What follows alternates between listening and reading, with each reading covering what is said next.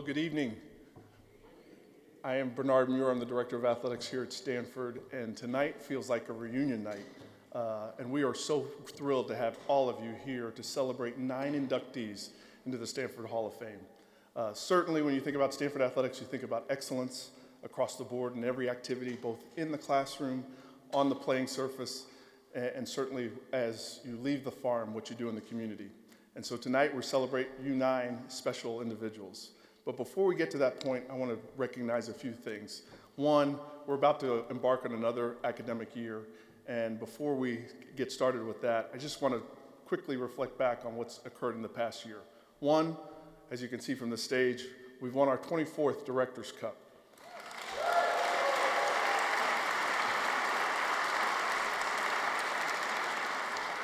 You know, this was created to celebrate excellence across all college intercollegiate athletics, and then later, because Stanford had won this 24 years in a row, they created the Capital One Cup, and they divided it up between men and women.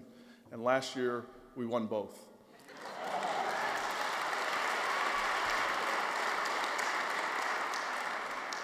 We were also, we're now the NCAA leader in national championships won with 117.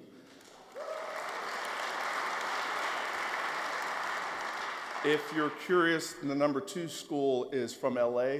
We are not playing them tomorrow.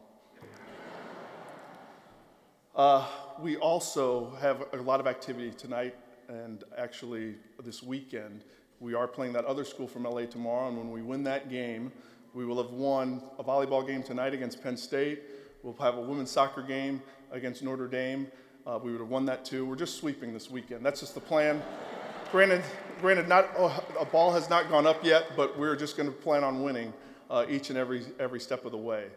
But also I want to say thank you to a number of people. I noticed in the crowd that we have a number of coaches back here and a number of current coaches who are here as well. Can I ask all the coaches to stand? Because certainly we celebrate your successes.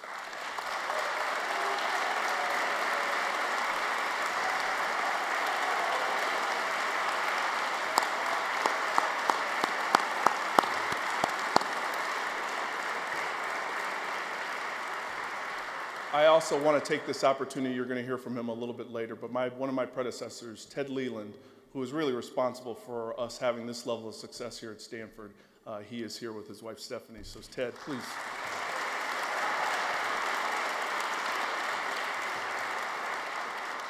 I'd like to also thank the Draper Investment Fund. Through their support, we were able to do a number of wonderful things here at Stanford, especially for our student athletes. And so I know that there's members of the Draper Investment Board who are here, and I'd ask for you to quickly stand and be recognized as well, too.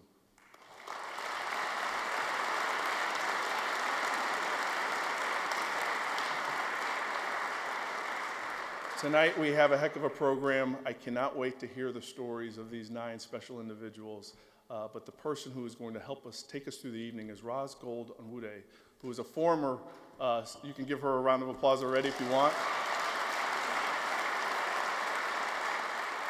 She is a former Stanford women's basketball standout. She has a tremendous career in media, covering the NBA. And Roz, this is our 5th time having her here at the Hall of Fame. And so for that, we are grateful. Enjoy your evening, enjoy the night, enjoy this mini reunion. And, of course, go Cardinal. Thank you. Roz?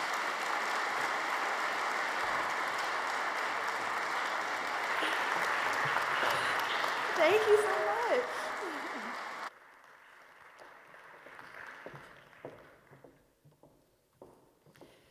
Hi, everyone. I'm Roz. Good evening. Hey, Tara. Hey, Amy. Hey, Kate. The pressure's really on. My coaches are here. Jeez. I am so happy to be here hosting the Stanford Athletics Hall of Fame again. For some reason, I thought it was like the 3rd time. Bernard saying it's the 5th. Just kind of aging me here already. Wow. But I love it. I love to celebrate excellence, greatness, to hear their stories year after year, and to celebrate the best of the best at Stanford. And you know, I wanted to share an interesting story that happened to me this summer. It's an experience I had. I covered the NBA, and I was in Las Vegas covering NBA Summer League. So NBA Summer League, it's actually become this huge thing, this big deal in Vegas. All of the young players heading into the NBA, everyone comes out and watches them and sees what their potential is and what they can do. So it's become this big thing, like the arenas are packed, fans, celebrities, the biggest names in basketball. LeBron James came and watched the players, coaches, everybody's there. And so basically for me, the way I root for sports, and I'm sure you guys, some of you in here are doing the same thing, but when there's a sporting event, I'm basically just rooting for whoever went to Stanford. I don't even have to know what the sport is. I'm like, did she go to Stanford? Okay, I'm with her. And so at Summer League, we had a couple of our young guys on the court. Chase and Randall was on the court. Anthony Brown was on the court. We had some veteran players walking around, checking things out. I saw one of the Lopez twins walking around.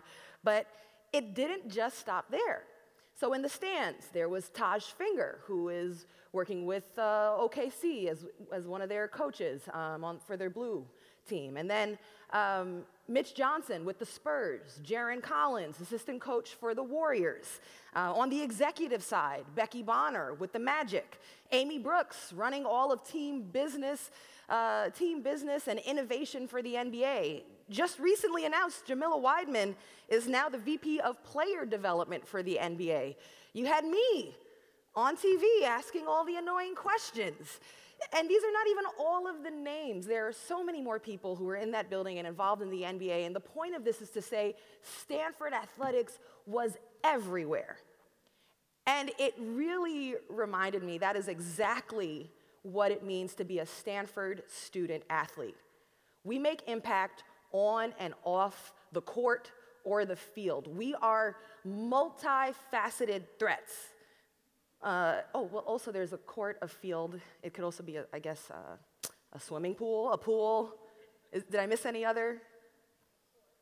A course, a gym, thank you, because we're gonna hear from a lot of different types of sports being represented here today. But the point is, we're multifaceted threats, and today, we're gonna celebrate the very best of those Stanford student athletes, some of the best to ever do it on the farm. So let's begin by congratulating the Stanford Athletics Hall of Fame class of 2018.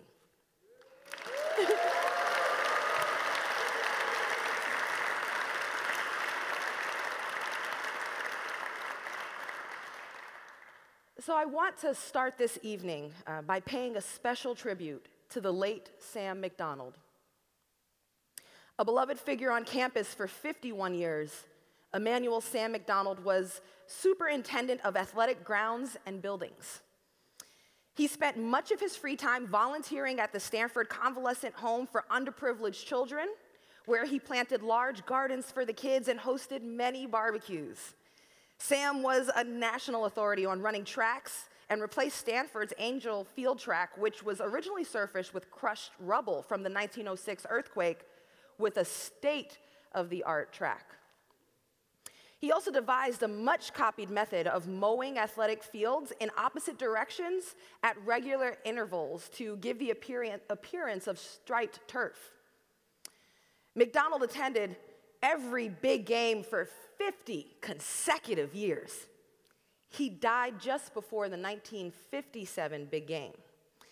That evening, when the band celebrated victory by taking the field and playing the Stanford anthem, instead of standing in the traditional axe formation, they formed the letters S-A-M. He was a friend to university presidents, professors, staff, and student athletes. Before his death in 1957, he wrote a book about his Stanford experiences called Sam McDonald's Farm. It works. In his honor, a street between Angel Field and the Toby Family Tennis Center was named Sam McDonald Mall. Tonight, we celebrate Sam's many contributions to the Stanford community. Please join me in applauding this visionary man.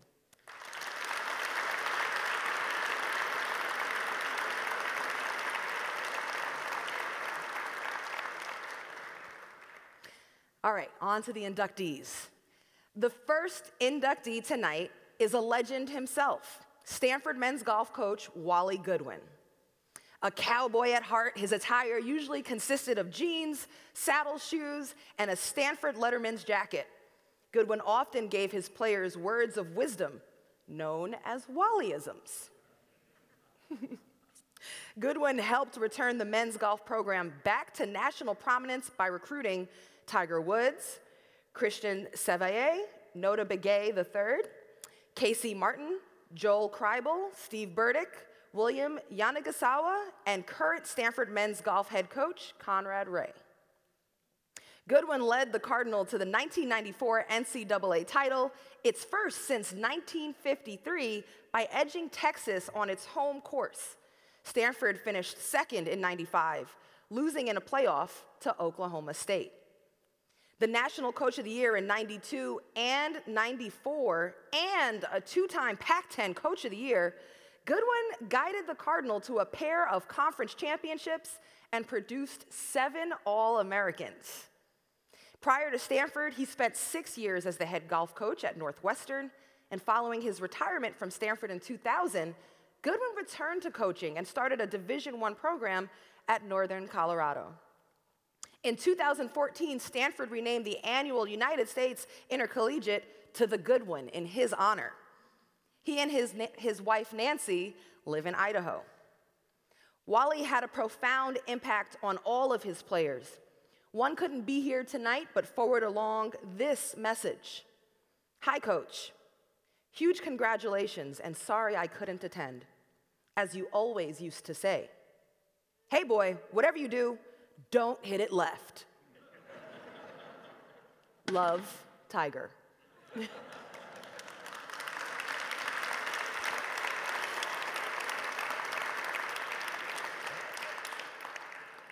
Wally's presenter tonight is former Stanford Athletics Director and close friend, Ted Leland.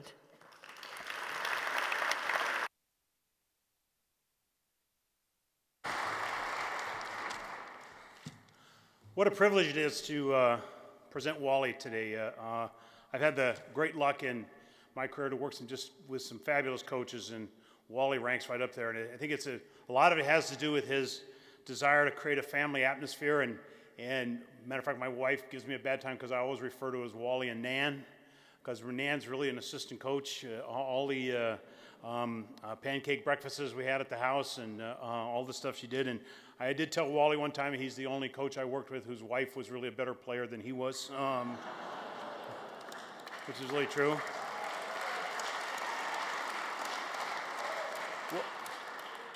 Wally never gave up on anybody in golf but me. I tried to, he kept trying to get me to play, and Wally and I worked together for a number of years at Northwestern before we both came back home here to Stanford and worked together for all those years. And he kept trying to get me to play the game, and I just didn't have the emotional maturity to do it. I can remember in one of those national championships, I was following one of our players, and there was a hole where they had to lay up and then hit into the green, and I was sitting there in a golf cart, and Wally was sitting next to me, and one of our players was there, and I think it was Oklahoma State or Texas or somebody we were playing, and our player asked the other kid, you know, how far away are we? And he said 143. And I said, you know, it must be yard. I knew to the game. I said, it must be yards. And then he addresses the ball, and the other player from the other team says, wait a minute. It's really 147, which meant there was a 4-yard difference to the hole. And our kid said, gee, thanks. And I thought, what difference does that make? So I said to Wally, I said, what difference does that make? And Wally said, I give up. No chance. My favorite story, and was when Wally and Nan went through a struggle.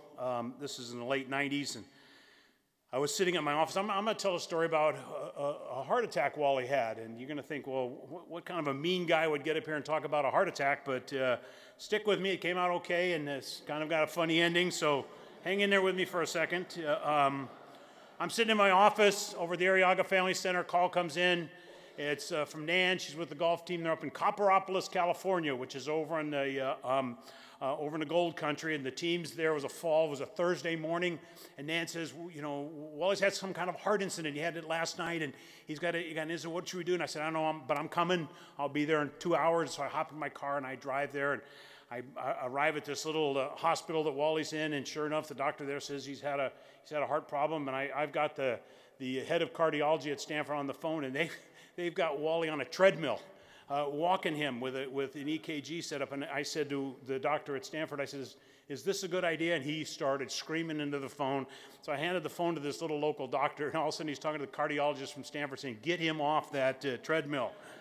So we decide we've got to get him back to Stanford. So Nan and I jump in a car, and we're driving across Central Valley. We go through Oakdale and Modesto, and we're heading across. And we honestly had a helicopter take Wally. And the helicopter goes over the top of us, and it's headed to Stanford and lands over here, and put him in Stanford Hospital. Thursday night, we're talking, and the doctors finally, they get their team together, and they've looked at everything. And the doctor basically says to us, look, this isn't life-threatening right now, but we need to do something. We need to take care of this, and we need to take care of it now, which is always scary. So we've got the room for tomorrow morning, Friday morning at 7 o'clock, and we're gonna do a surgery. So Wal and Nan are like, what are we gonna do? We're trying to get the boys to come on down, and we're trying to get everybody together. And this isn't a horrible story. It's a good story. I know I could feel it sort of dropping off the edge here. So we're in the room, and we've got the hats on and the frontal things, and the cardiologist comes in and says, this is what we're going to do, and we think, okay, this is what they're going to do, and they're going to take him in at this time, and then another doctor comes in and says, this is the kind of medicine we're going to give you, and you count backwards to 10, and the next thing you know, Wally, you're going to wake up, and we got to get this thing done. So we put Wally on the gurney, and Nan and I are walking towards him, and then Wally gets him to stop, and he's a little drowsy. And he said, wait, Ted, I want to talk to you. And I leaned over, and I thought, this is going to be a Gipper moment. You know, Wally's going to say something like, win one for Wally, or tell the team I love him, or something like that. And I leaned down, and I said, what can I do for you, Wally? And he said, I got a recruiting this weekend. You think they'll wait till Monday? And I said, no, Wally, they're not waiting for Monday. But given where we are in this great university, I think that there are, what we need sometimes in our world is someone who humanizes our experience here at Stanford. At Stanford, it can be all about success, and Wally said to me one time, nobody jogs at Stanford, they all run marathons. You know, that's just kind of what's built into the DNA of this place. And Wally and Nan, I think, for all of us golfers, and I know we've got some guys from Northwestern here, and I think we've got some guys from Northern Colorado here that came to celebrate this, and they're doing it because this is more than just a coach. This is an extraordinary human being. I now present Wally Goodwin.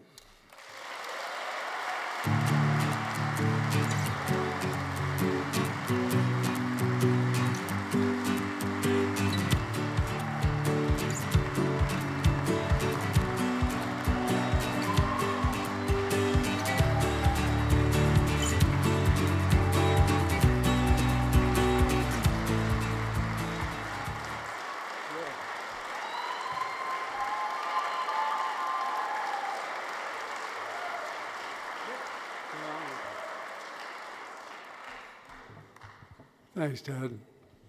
That's awesome. So, the biggest honor in the world of sports you bestowed upon me tonight, and I'm forever thankful. And I'm thankful for my family. And really all I want to accomplish tonight is I want to have all the guys from Northwestern, Northern Colorado, and Stanford who are here tonight, and I want you to give them an applause because they're the guys that did it for me. So you guys stand up, would you?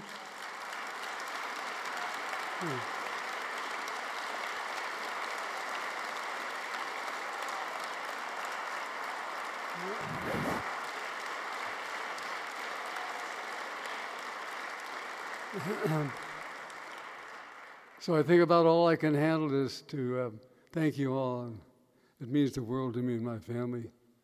Greatest honor, and I will never forget it. Thank you very much.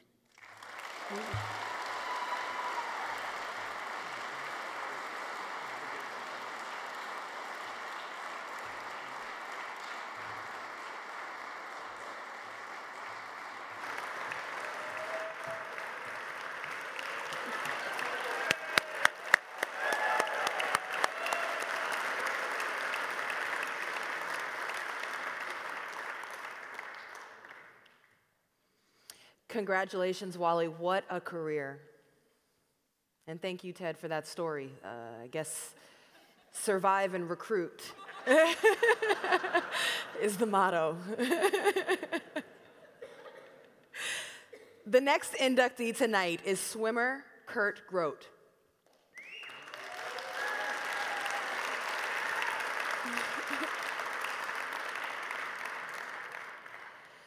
A walk-on at Stanford who started swimming at age 14, Grote won the 200-yard breaststroke in 1994 and the 100 and 200-yard breaststrokes at the 1995 NCAA Championships. He was co-captain of the 94-95 team under head coach Skip Kenny. Grote captured 6 U.S. national titles and competed in the 96 Summer Olympics in Atlanta, winning a gold medal on the 4x100-meter medley relay team, finished 6th in the 100-meter breaststroke and 8th in the 200-meter breaststroke. He also competed in the 1998 World Championships, winning the 200-meter breaststroke. Having grown up with asthma, Grote worked with advocacy organizations and pharmaceutical companies to promote swimming as part of a treatment regimen for asthmatic children. He is now a senior leader in McKinsey & Company's healthcare systems and services practice and works with health systems in the US and around the world to improve quality, service, and performance. Please join me in welcoming to the stage Kurt, his wife, Amy Hunn, and former head coach, Skip Kenny.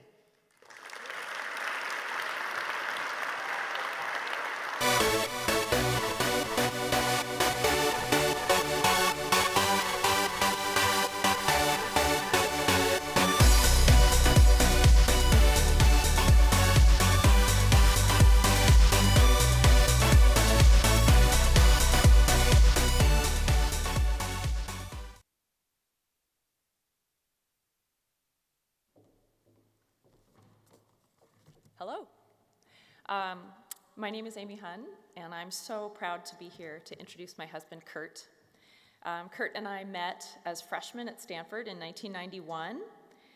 To give you some cultural context for how long ago that was, our class was the first to use this innovative new system called email. It's true. It's true. So we started dating freshman year. We dated 5.5 years. And then we've been married for 21, so I've known him a long time.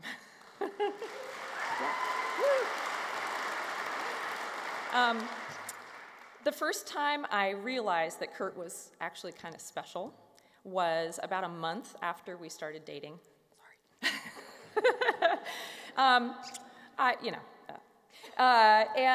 He made me a mixtape of music that he liked, and I was the music major, and he was the swimmer guy, pre-med guy, so I wasn't expecting to be impressed, but I really was.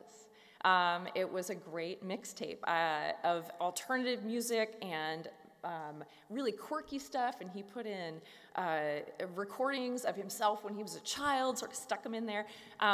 Very innovative and original, and what struck me was just the depth of knowledge and genuine passion that he had for this music. So it really changed how I viewed him. I was really intrigued, and the rest is history. Kurt still has great taste in music and very wide-ranging taste in music. He also smokes his own bacon for fun.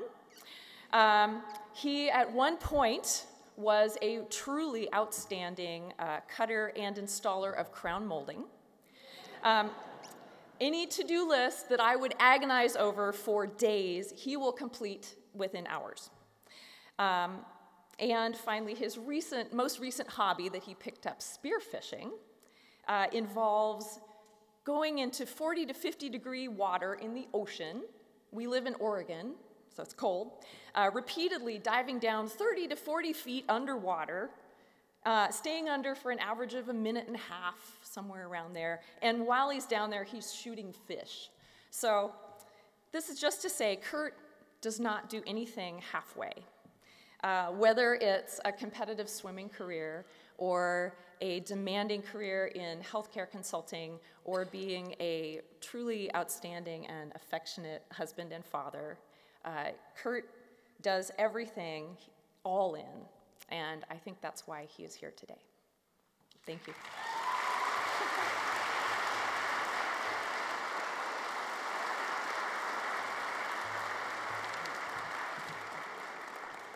So I purposefully didn't see what Amy was going to say, so that was really touching. And thank you, Amy and Skip. It means so much to me to have both of you here presenting this together, and to all the friends and family that are here and have supported me on this journey. I just, as I reflected in preparation for this, I have to count myself lucky on so many fronts, but let me focus on 4 of them. The first, and I don't want to sound hokey, but it has to be my family. I grew up a pretty sick kid with fairly severe asthma, and I could have lived a very happy existence, reading books, playing video games, staying indoors, but my parents always encouraged me to try athletics, and I did. I tried soccer, I tried some other sports, and learned quickly that I was a land mammal. I was not a land mammal, I was a water mammal. So despite the fact that I never thrived in athletics, it always seemed to me like something I was curious about, and it had excitement about pursuing. As I was about to go into high school, my pediatrician advised me when I asked him, what sport could I do in high school? There's no way I'm going to make the soccer team. He said, what about swimming? The humidity near the surface of the water is actually really good for folks with asthma. So I said, okay, well, I'll give it a try. There are no cuts. So I did. And that was the second stroke of luck in my life, because I learned quickly that swimming was really a home for me.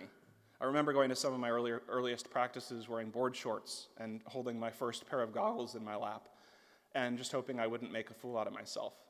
But I quickly found a home on the swim team, and to this day, some of my dearest friends in life are from those early years in swimming.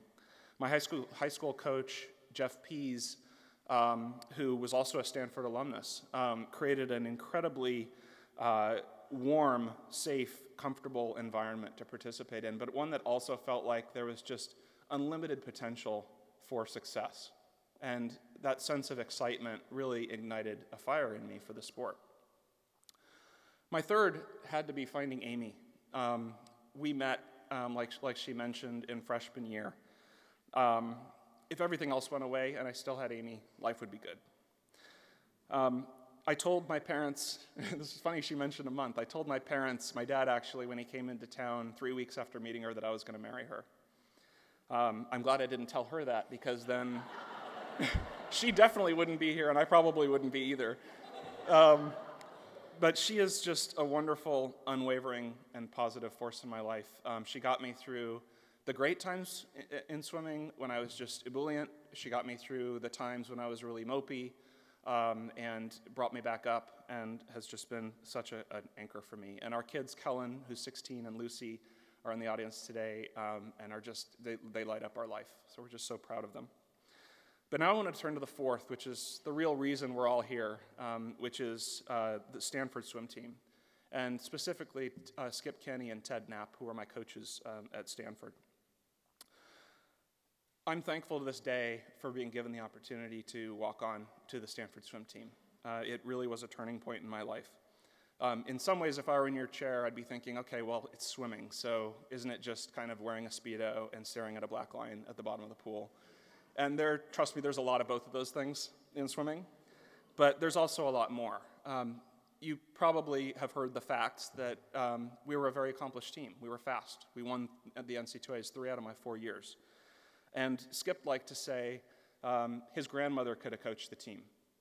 It just wasn't true, though. It just wasn't true, because there was something more fundamental in the culture he set that made the team what it was. It was a culture of passion, excellence, and selflessness. And let me illustrate those 3 things with 3 of my teammates who I admired so much. The first is Brian Rederer, who I think exemplifies passion. Brian's also in the Hall of Fame. He convinced me to come to Stanford, and I just remember so many times where he was screaming encouragement at teammates across the pool, where he would write unbelievable splits that he wanted us all to go on our relays, and then we would go train to try and beat them. And I had the honor during my senior year to do a relay start off him, and he was the backstroke and I was the breaststroke in the relay. And it was amazing to go off the American record breaker with a body length lead in relays. He was an inspiration.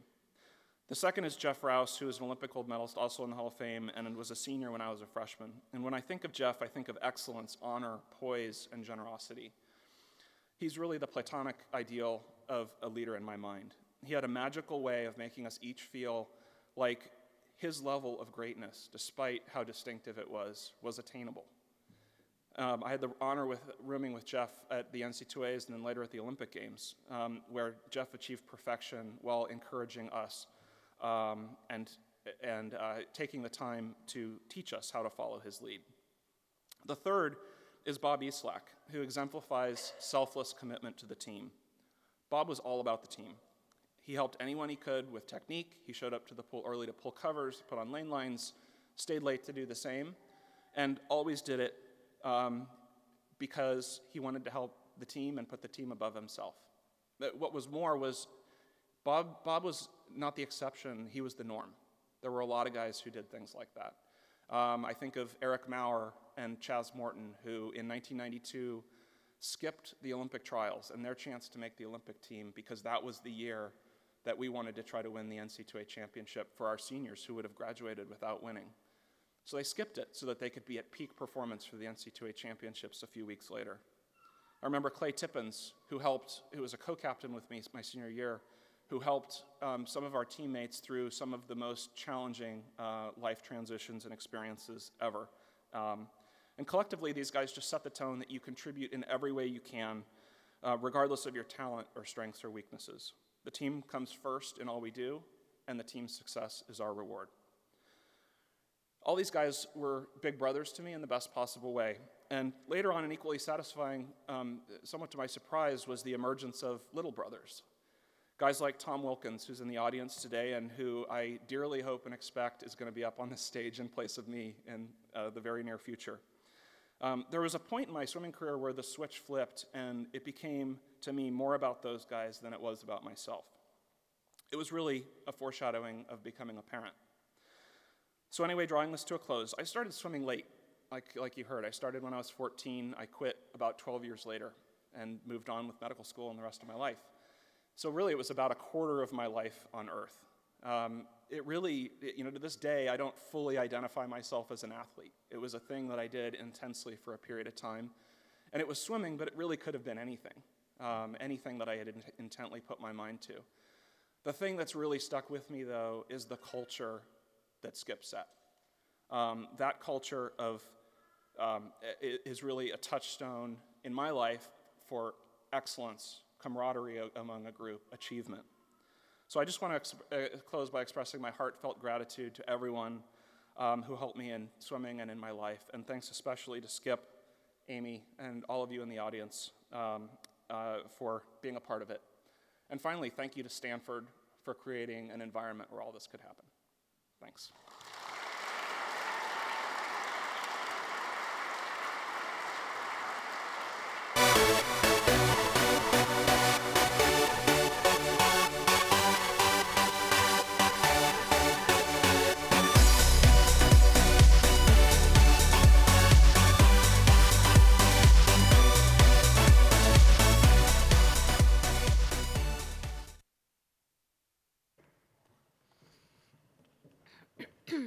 Congratulations, Kurt.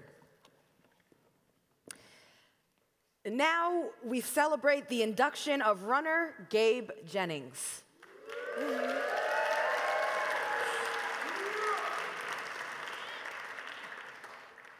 One of the unique personalities in Stanford athletics history.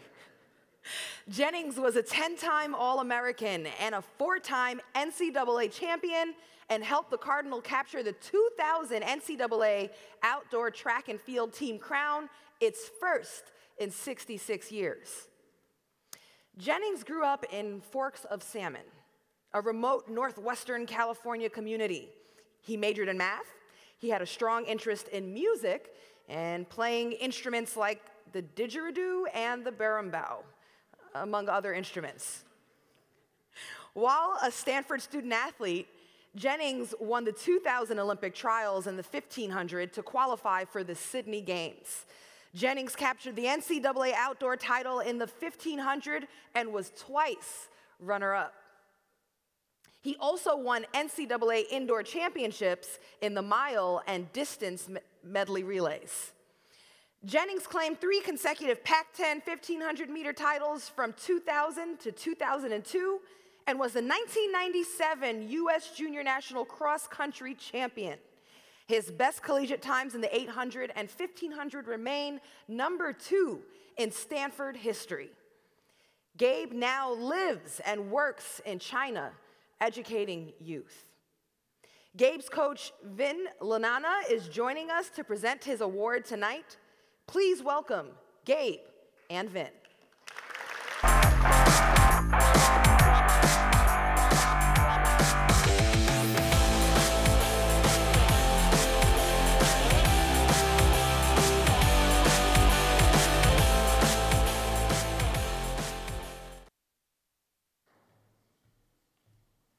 I'm Vin, not Gabe. First of all, congratulations to all the inductees into the Hall of Fame. This has got to be, if not the most difficult Hall of Fame to get into, it's certainly one of. You've heard all the things that Gabe accomplished as a runner.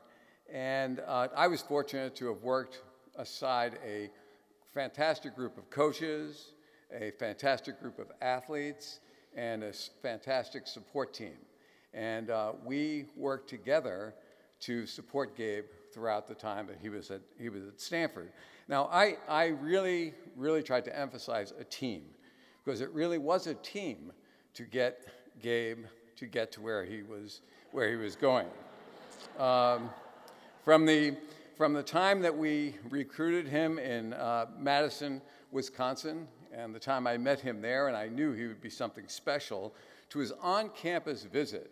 He came to campus, and we planned everything, the entire coaching staff, the people in the support staff, the training room, people in compliance. We all got together and tried to figure out how we were going to get the best recruiting trip for him.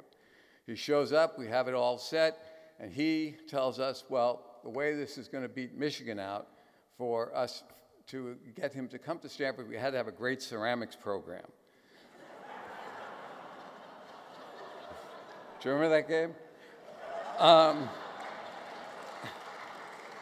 There are many, many great Gabe Jennings stories, and many of the people who are in the audience today could probably share them. But I want to take just a couple of minutes to emphasize 2 or 3 things. First of all, the gutsy performance his freshman year at the NCAAs. It was phenomenal. It was in Buffalo, New York. It may have been the best field ever assembled for the 1500. And it was freezing cold in Buffalo, New York. And everyone else was looking for cover. And here comes Gabe sauntering over with the robe, the sheer white robe that he bought in Morocco, that you could see through as he walked over on the field and cheered for our pole vaulter. Do you remember that? But also, you mentioned the Olympic trials. Gabe led a 1-3-4 Olympic trials performance by Stanford athletes. And while everyone else was donning the American flag, Gabe had the flag of Stanford University around as he jogged his victory lap. And in Sydney, after running a courageous 1500 in the semifinals, that didgeridoo you bought, he entertained all the other Olympic athletes in the Olympic Village with it. So I could talk about the time he outran the police at the Stanford dish. Now, how silly could a Stanford police officer think they were going to catch Gabe? But so much of what Gabe did was special at Stanford University. Bright, unique, talented, courageous, and committed to the greater good in creating a team dynamic, as every coach wants to have, a great culture. And Gabe did that. He was the face, and often the sound, as he led the drummers at all of the meets, the sound of Stanford track and field. Many are going to remember his times, his distances, the places that he finished, but what I will treasure most about Gabe Jennings is that we all that are involved in athletics talk about what we want to achieve, and then how do we match what we do to achieve that. And I would say that every single time that Gabe competed, he competed with integrity. Do you remember you telling us about integrity? Well, the integrity was that gap between what Gabe said he was going to do and what he did was narrow. And I would say that it is my pleasure to present to you the man who created such an impact on Stanford track and field, the character, the one who competed with character and a character off the track. I present to you one of the most prolific distance runners in American track and field, Gabe Jennings.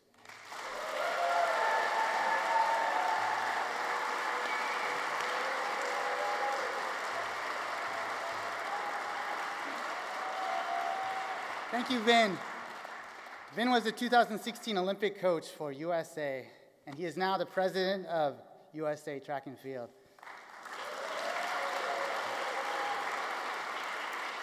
So call out to the river people, yes. Put your hands on the torch. The river people is my family, and it's really an honor to have them here tonight.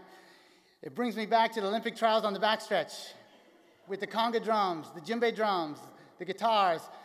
It feels like that. And tomorrow at the football game, they're going to be out there. Yeah, we're going to be out there. We're going to make some noise. Go Cardinal.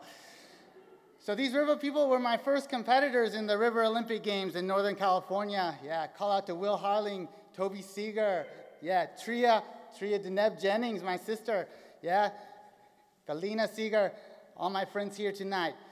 They were my first competitors. That's where I learned to run. So thank you for coming. Yeah. It's been 18 years since winning the Olympic trials. It's a long time, long enough for an infant to grow into manhood and attend Stanford University. Yeah. And I got to call out to my papa, Papa James. He's the motivator. He's the one and only one. He's the one that climbs the mountain with me, pushes me to the top. This guy was an all-star trackster as a youngster in Huntington Beach, California. He was a sprinter and a high jumper. And I think I'm living vicariously through him in my track career because he pushed me. He pushed me through experience. He taught me to swim, threw me in the water, yeah, the Salmon River and swimming. He taught me to ski by just taking me to the top of the mountain and jumping off the cliff. And guess how he taught me to run? Yeah. Well, I was 5 years old. He said, if you want to go to school, do you want to go to school? He's like, yeah, I want to go to school. All right, well, you got to run to school. And school is 2 kilometers away. He was very patient, actually, and he's a good coach and a good teacher. He rode behind me on his bicycle, 2 kilometers to school and 2 kilometers back. For a 5-year-old, that's quite far. So Papa Jennings in the house, you are the one. Yeah. Mama Jennings in the house. Yeah. Mama is the balanced to Wild Man Jennings. You can see him here. He's got the white long hair. My mom also has long white hair. But she is the glue to our family. And she really, she holds us together. She's the planner. She's the cooker. And she's the doer. I love you, Mama. Moon Mama. Moon Mama. I said, Mama, what should I say about you today? And she said, moon. Moon was my first word, I guess, when I was 1.5 years old. And she reminded me that the moon was full on the Olympic trials when I had my star race. And it was also full when the turning point when I climbed Mammoth Mountain at our preseason training camp. So Moon Mama, yes. So Coach, you recruited me to come to Stanford to perform. I left Stanford to perform, but many revolutions around the earth by foot and revolutions around the sun by gravity, I think I finally found a way. But I tell you, it's been a journey, and I've fallen on my face so many times. I've got hurt so many times. One time was sophomore year, IT band injury kept me out all year long. But luckily, Skip Kinney, Coach Skip, came to the rescue, and he supplied me with goggles. Yeah, thank you, Skip. So I was in the pool swimming. thank you. Another time I fell on my face was actually post-collegiately. I rode my bike all the way to Brazil, and I contracted hepatitis A. I got really sick. I got robbed 9 times. That was a real terrible fall. But when I came back, I had athletic director Ted Leland to help me out. He sponsored my 5th year of Stanford to finally come through 6 years later and get my degree. So thank you.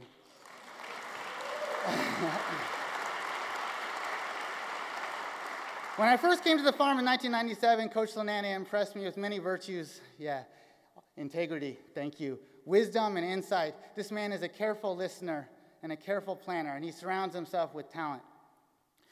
At our mammoth preseason camp, we set really ambitious goals, and we set a schedule to achieve those goals. And like Vin said, it's the vision that matters for track and field, because going to the line is a mental game, and you got to think early in the season about that victory. And Coach Lanana surrounded us with a real strong family of track and field coaches and a broader family of support here at Stanford. And along with my teammates, Mr. Ron Carroll in the house, and Mr. Olympian Hall of Famer Brad Hauser in the house, I think Coach supplied the soundboard for us to really revolutionize the distance scene in America. So thank you guys. Thank you guys. A man who's my special guide and guru is Mr. Len de Benedictis. He's our masseur. He's also a quantum physics genius, and he was my special caretaker at Stanford. He helped me recover from workouts, and he helped me see the relationship between the body's trigger points and the mind. Thank you, Len. Thank you, Len.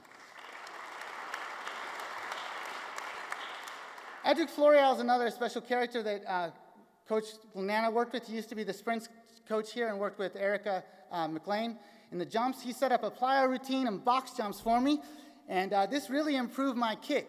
Very explosive. I felt like a triple jumper out there in the last 50. So thanks, Edric. And last but not least, Mr. Michael Riley, are you in the house? He's our assistant coach and the meet director for the Portland World Championships. And he was a very constant voice of equanimity behind the stopwatch, calling out the times. You want to feel that peaceful calm. A really big man. So thanks for the creating this global atmosphere, bringing the Kenyan athletes onto campus, a lot of international athletes here. That whet my appetite for traveling worldwide. And that atmosphere continues to thrive here. Just one last call out, and that's Michael Stember, my Olympic teammate in Sydney 2000. He's now starting a restaurant in New York City. He's living the dream, sushi chef. Anyways, the track athletes, we warm up around the cactus gardens around the Stanford Mausoleum.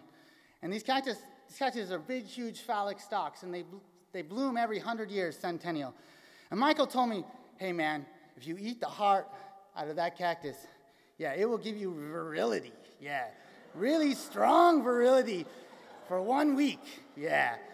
We never actually tried it. I wish I would. I want to. But after the ceremony's over, I challenge you, coach, friends, and family, let's take a walk out to the Stanford Cactus Garden.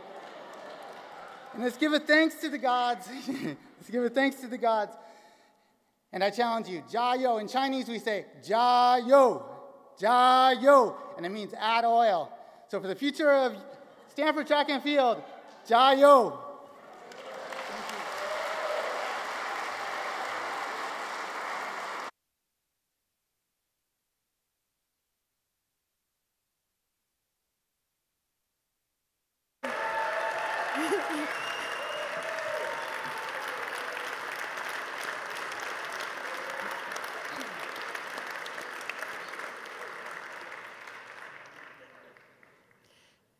Congratulations, Gabe. That was incredible. Thank you.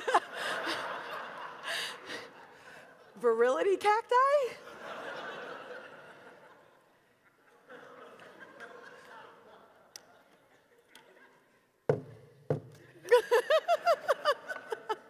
And also awesome outfit. Seriously. Seriously. Beautiful. All right. Our next inductee is synchronized swimming phenom Sarah Lowe.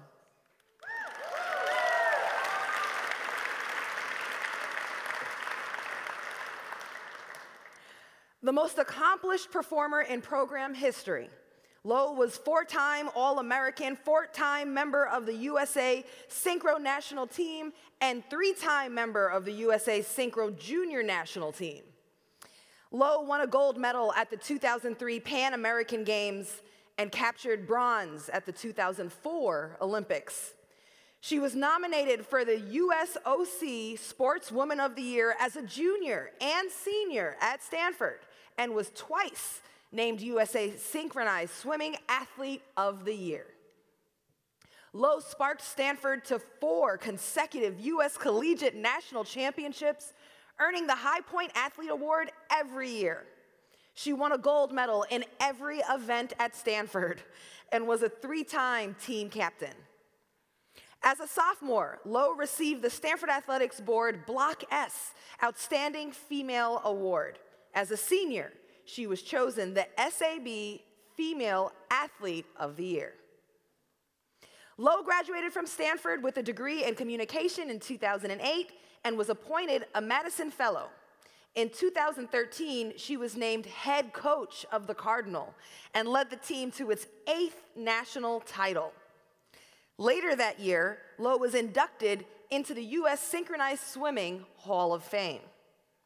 She coached Stanford to another national crown in 2016 and was named USA Synchro Coach of the Year for the 2nd time. Lo produced 33 All-Americans before finishing her time as head coach at Stanford this year. Sarah is pursuing college sports administration in Texas. Sarah is joined by her teammate Courtney Stewart tonight. Please join me in welcoming them to the stage.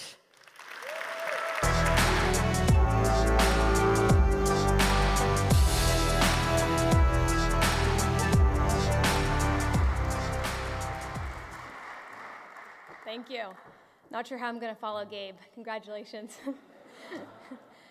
Sarah's numerous accomplishments on the local, national, and international stage certainly speak for themselves, and you heard all about those.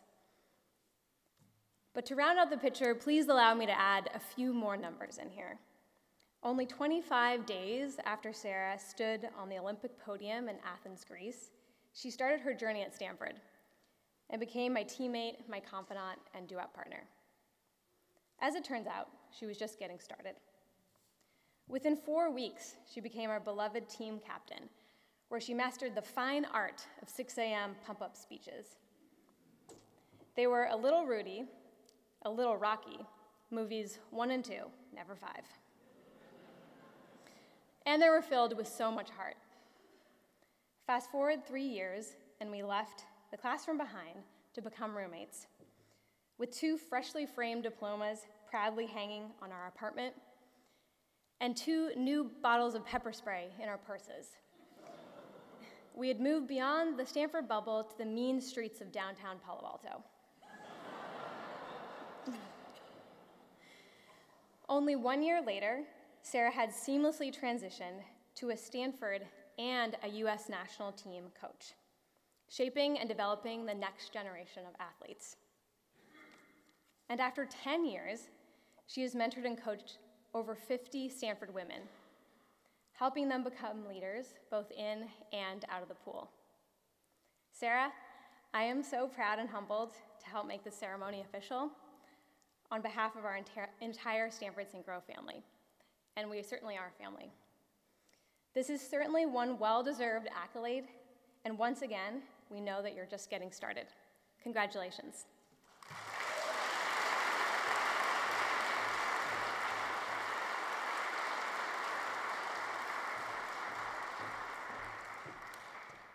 Let me just add that Courtney was with me in Athens. She competed for the Canadian Olympic team, so she was on that 25-day journey with me. I want to start off by saying congratulations to all of the inductees this evening. This is such a special honor, and I have really enjoyed listening to all of the stories and can't wait to hear even more. My journey to Stanford had many twists and turns along the way. I did not grow up dreaming of being a synchronized swimmer or coming to Stanford. In fact, I actually grew up a fan of Stanford Synchro's biggest rival, Ohio State. Sad to say. I know. I grew up in a small suburb south of Dallas. I started gymnastics at a young age and fell in love with the sport, decided I was going to compete in the Olympics as a gymnast. I think I declared it to everybody that I met. Life had different plans. There's an event in gymnastics called the vault, in which you run down a runway toward the vault, jump on a springboard, and perform an acrobatic move over the vault. I rarely made it over the vault, and instead ended up running into it chest first. This obstacle, however, did not deter me, and I continued training because I was going to need to overcome this in order to become an Olympian. While I was struggling along my journey as a gymnast, my grandma was teaching me how to do synchronized swimming in the lake behind their house. Now, the best part of this story is that my mother was a synchronized swimmer in college at Michigan State, but did not want to teach me any moves because she wanted me to explore other sports. So, of course, my grandmother continued teaching me and even signed me up for a summer class at the local club. My mom came to watch the performance at the end of the summer, and I was not good. In fact, I am fairly certain I was the worst one. But I loved it and wanted to join the club year-round. It was basically like gymnastics in the water, and I didn't have to jump over anything. My mom got involved at this point and started coaching because I think, frankly, she did not want to be embarrassed. I swam for the club for about 4 years when my mom got an opportunity to work in the Bay Area, where the strongest synchronized swimming clubs happened to be. I will never forget. She called my dad, brother, and me from California while she was at an interview and asked if I would be interested in swimming at one of these clubs in California. I was ecstatic and immediately said yes. And then she said, okay, well, we will need to be out here in about 2 weeks. Your dad and brother will stay in Texas, and we will let you try this for 1 year. All of my excitement was quickly replaced with fear, but there was no way I was going to miss out on the opportunity. With much encouragement from my coach, Patty Barton, I got in the car with my mom and we drove to California. That year was not easy. I missed my dad and brother. Training was a lot more difficult, and balancing school and training was tough.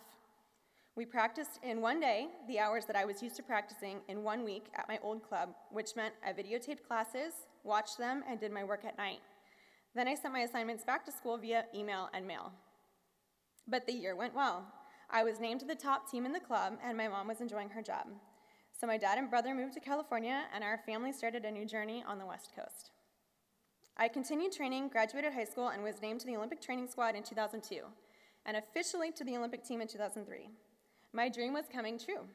I was on a high, and so my parents asked what I was going to do about college. I announced to them that I was not going to think about that until after the Olympics. We went back and forth, and finally my mom simply said, okay. 20 minutes later, the phone rang, and it was my grandma, the same one who started me on this journey. She did not waste any time in telling me that I would not be waiting until after the Olympics to apply to colleges, and that I would instead apply now and figure out how I could defer. And I simply said, yes, ma'am. So I applied to 3 schools, one of which was Stanford. I knew it was a great school and that they had a pretty solid synchronized swimming team, so I thought it could work. And then I got in. I deferred Stanford for 2 years, competed in the Olympics against Courtney, and walked into my dorm 3 weeks later. I was not prepared for just how special Stanford was and is. I struggled through my classes my freshman year after having been out of school for 2 years and was burned out swimming. But I found a second family in Stanford. My teammates, Courtney and Liz, who are here tonight, my roommate, Jess, who is also here this evening, my coaches, Heather, Shannon, Bridget, and Allison, my trainer, Scott, the doctors, the professors, the advisors. These people helped me through school and allowed me to fall in love with synchro again and see that it doesn't just have to be hard, it can be a little fun too. Courtney was my duet partner all 4 of my years at Stanford and my roommate the year following graduation. I can't count the number of times that I did not think I was going to make it through a practice. I would look at Court, and she was always so positive. I actually don't know how she was always so positive, but she always knew how to get myself and my teammates through to the finish line. And Jess and I were both communication majors and took many of the same classes. She helped me through school quite a bit, and she was always up for a good prank, oftentimes on my parents and especially my mother, which is great. I fell in love with Stanford and the people that make it special, so much so that I stayed on campus 10 years following graduation and coached the synchro team. I loved every second. I loved being able to provide athletes with the same amazing experience I had and more. I loved working side by side with Megan. She is a great coach and even better friend. She made coming to work pretty darn fun each day, even when it was pouring down rain and we were not quite sure if we were really cold, soaking wet, or both. Sadly, I ended my time at Stanford just last month and moved back to Dallas to live with my fiance, who I will marry next weekend.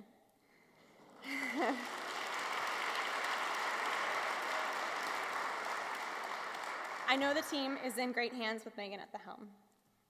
I have had an amazing journey so far, most of which is due to my family.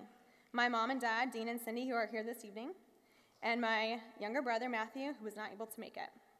Through our journey from Texas to California, my parents taught me to follow my dreams and not be afraid of the unknown.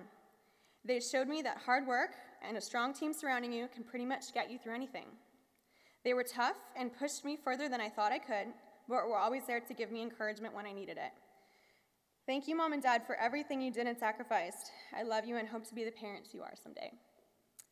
Thank you to Stanford for accepting me and for all of the amazing lessons and memories that you gave me. Thank you to the Hall of Fame committee for believing I was worthy of this recognition and to stand with all of these accomplished athletes. And thank you to Tim, Jamie, and Bernard for always believing and supporting synchronized swimming. Thank you.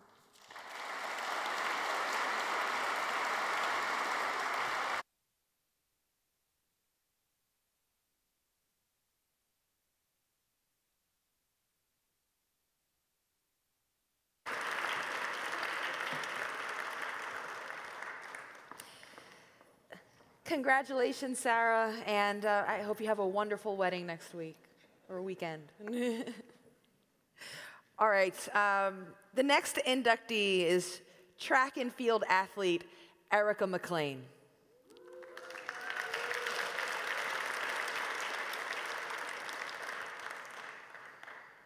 I'm also really excited because she's a friend. McLean owns the longest triple jump in collegiate history, soaring 47, 10 3/4 to win the 2008 NCAA Outdoor Championship.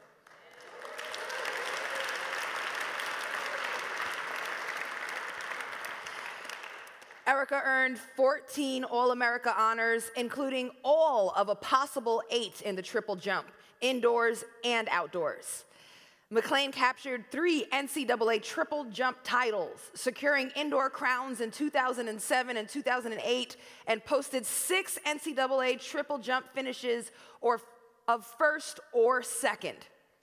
She placed 4th or higher at the NCAA championships 9 times, including 3 in the long jump. McLean is the only 4-time triple jump champion in Pac-12 history and was a 6-time Mountain Pacific Sports Federation indoor champ, earning 4 titles in the triple jump and 2 in the long jump. When I was a student athlete at Stanford, I didn't know what any of those things really meant.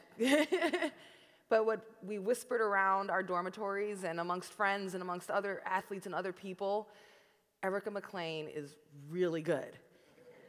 And she was just like a quiet legend, humble as could be amongst our friendship groups. You would never know that she was this superstar. To go on, the 2008 Olympian also was a 3-time US champion. McLean completed a dual degree in communication and studio art, and earned an MBA from the Haas School of Business at Cal in 2015. We won't hold that against her. Education is education. She is a product manager for Chan Zuckerberg Initiative and lives in Palo Alto. She stayed. Tonight, Erica will be presented by her sister, Kelsey Holloway. Let's welcome Kelsey and Erica.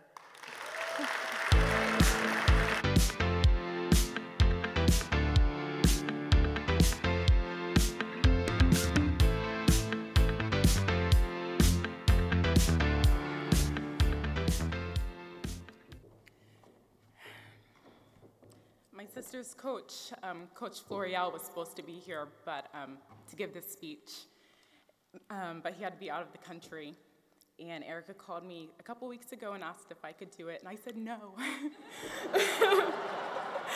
But here I am, so, okay.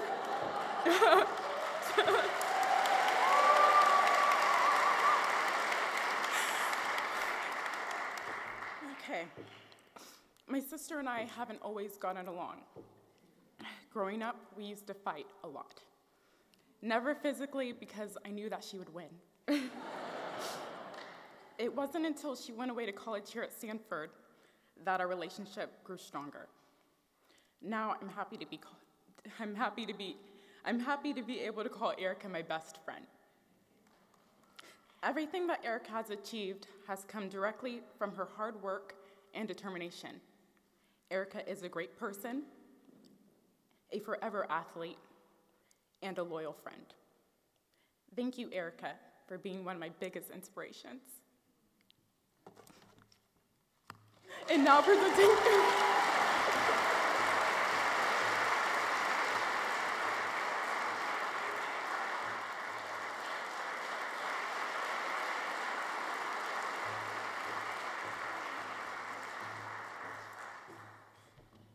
Well, baby sis, you nailed it as usual. You are actually really one of my inspirations. I'm just the weirdo. She's the cool one. So hi there. This evening, I'm going to weave bits of my personal story through bits of my favorite poem. This poem, entitled Amazement Awaits, was written by the late Dr. Maya Angelou for the 2008 Olympic Games. Sheer amazement awaits, amazement luxurious in promise. Tiny but mighty, my mom would say of her premature baby girl. The mouth, my dad would lovingly call his inquisitive toddler who was always babbling on with so much to say. Grace, my grandmother lovingly called her anything but graceful, bull in the china shop tomboy of a granddaughter. Yet they saw promise in me.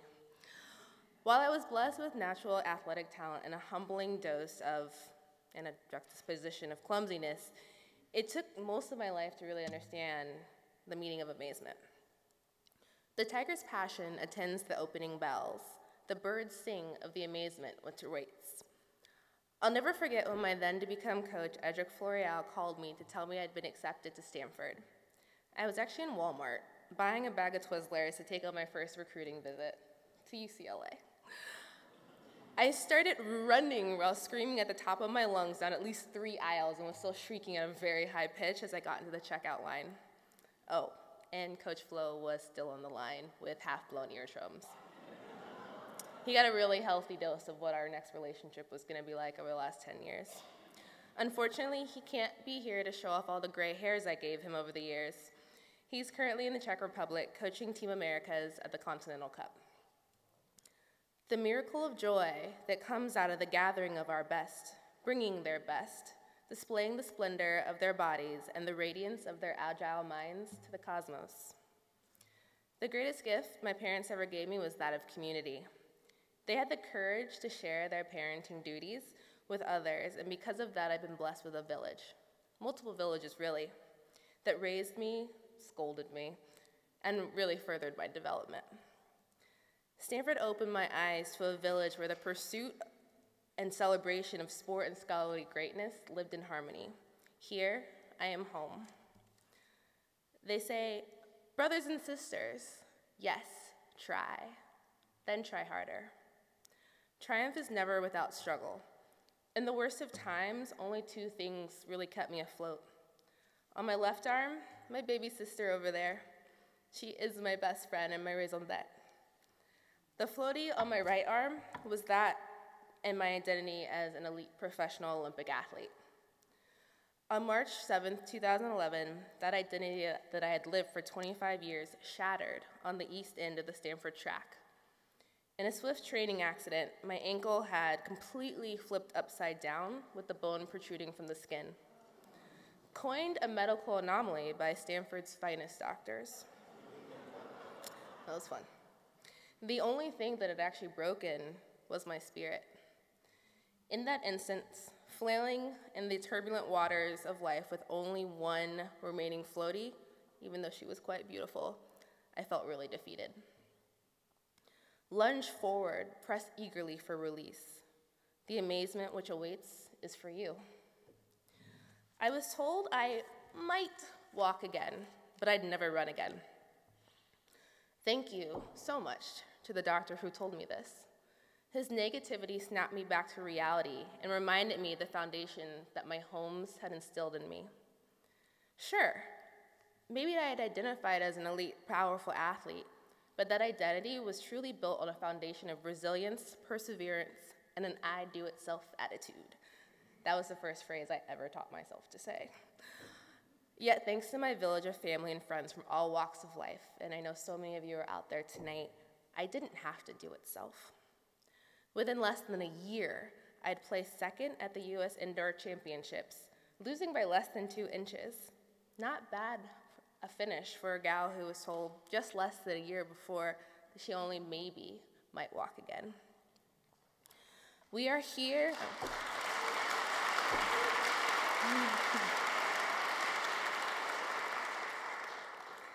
We are here at the portal of the world we had wished for, at the lintel of the world we need most. Before every competition, my grandmother would emphatically tell me, "You go to your destiny, girl." I'd always thought that my destiny was being a great, intelligent athlete, winning heavy gold medals while earning prestigious degrees. But I've come to realize that my destiny lies in my perseverance, not my triumphs. I have found my amazement. Amazement is to overcome one's circumstances, rise above the odds, and share tried and true lessons back with others so that they too can unearth their own amazement. With respect for the world and its people, we can share openly in the success of friends. I am honored and humbled to join the ranks of some of Stanford's finest athletes. Not only have the other men and women on this list done amazing things in their sport, but many of them have gone on to bring tremendous benefits to the youth in their community. Just to name a few such Hall of Famers, Ronnie Lott founded All Stars Helping Kids. Julie Foudy launched the Julie Foudy Leadership Academy. Carrie Walsh founded the Chase the Stars Foundation, and Dick Gould serves as the founding advisor for the East Palo Alto Tennis and Tutoring, known as EPAT. I aspire to follow in their footsteps. We discover we ourselves are the amazement which awaits. We are ourselves amazement. This honor means the world to me, but my life experiences have taught me that such honors mean very little without paying forth the gracious support that made this honor and such honors possible. Since completing my MBA, I've dedicated my post-athletic career to honing my business skills in the pursuit of helping youth learn the values of risk-taking and productive struggles in the space of personalized education. I'd like to close with one final quote by Dr. Angelou. I've learned that you shouldn't go through life with a catcher's mitt on both hands. You need to be able to throw something back. I did track. I don't have hand-eye coordination, so I certainly will not be throwing anything. But I will be doing my best to give back the lessons, warmth, tough love, and gifts of this wonderful university and its people. Thank you.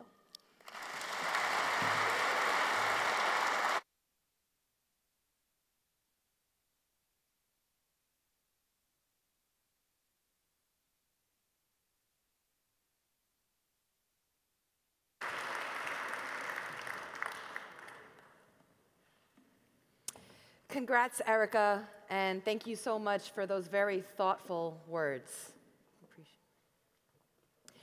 Our next honoree is gymnast Josh Stein.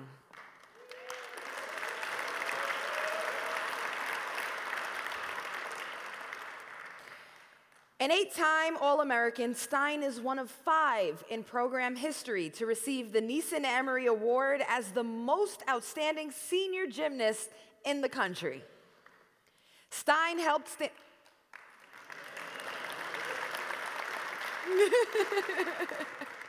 You guys clap whenever you want. Stein helped Stanford capture the program's first NCAA title in 1992 and was a key contributor on the 1993 and 1995 national championship teams. The Cardinal finished runner-up in '94. A Houston native, he was a member of the '95 U.S. World Championship team and was named an alternate for the '96 U.S. Olympic team. Stein's specialty was the pommel horse, where he earned All-American honors in '94 and '95. He also was a two-time All-American in the all-around, placing second at the 1994 NCAA Championships and in floor exercise in 1993 and 1995. Additionally, Stein achieved All-American distinction on vault in '94 and the still rings in 1995. He earned his MD degree at Weill Cornell Medical College, and he is now an orthopedic surgeon in Tyler, Texas. Josh will be joined by his former coaches, Kevin Majika, Tom Gleamy, and Brendan Price. Please welcome them to the stage.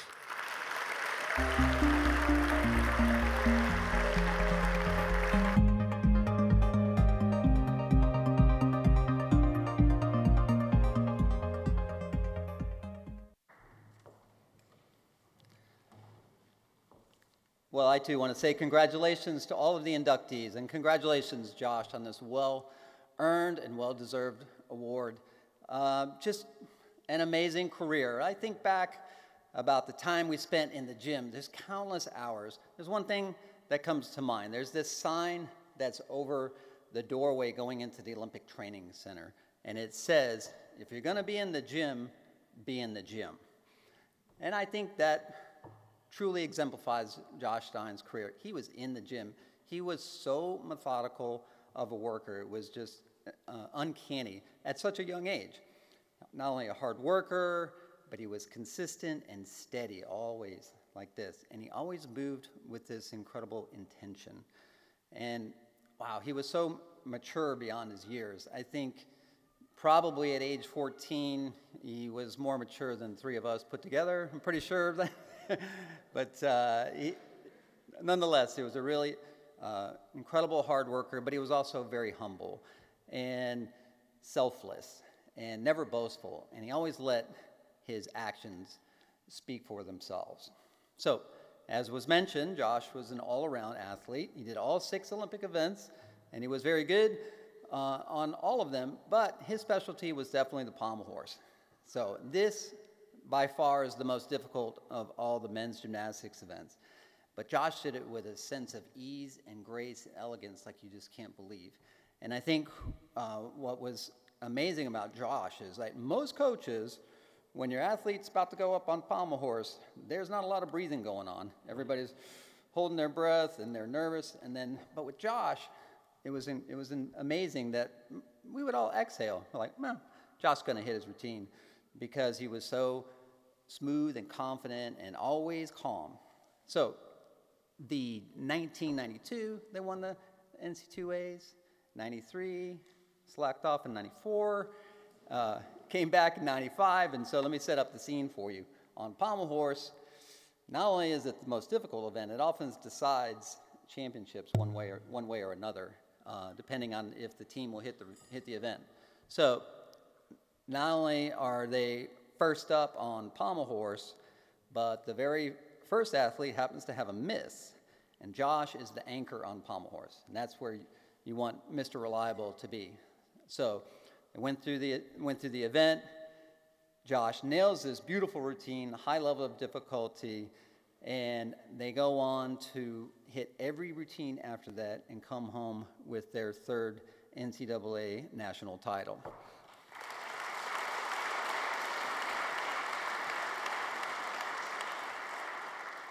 So I talk a lot about this pommel horse event. It is very, very difficult.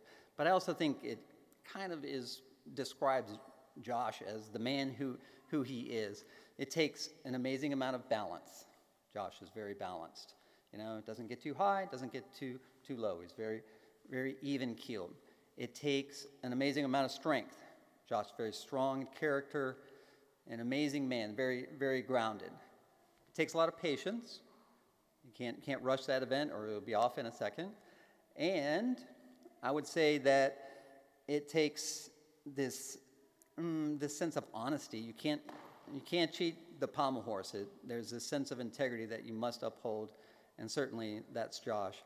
And then also, last but not least, a sense of humility and really being humble, you know, not taking it for granted, and always serving others. And this, I think, embodies the great man that is Josh Stein.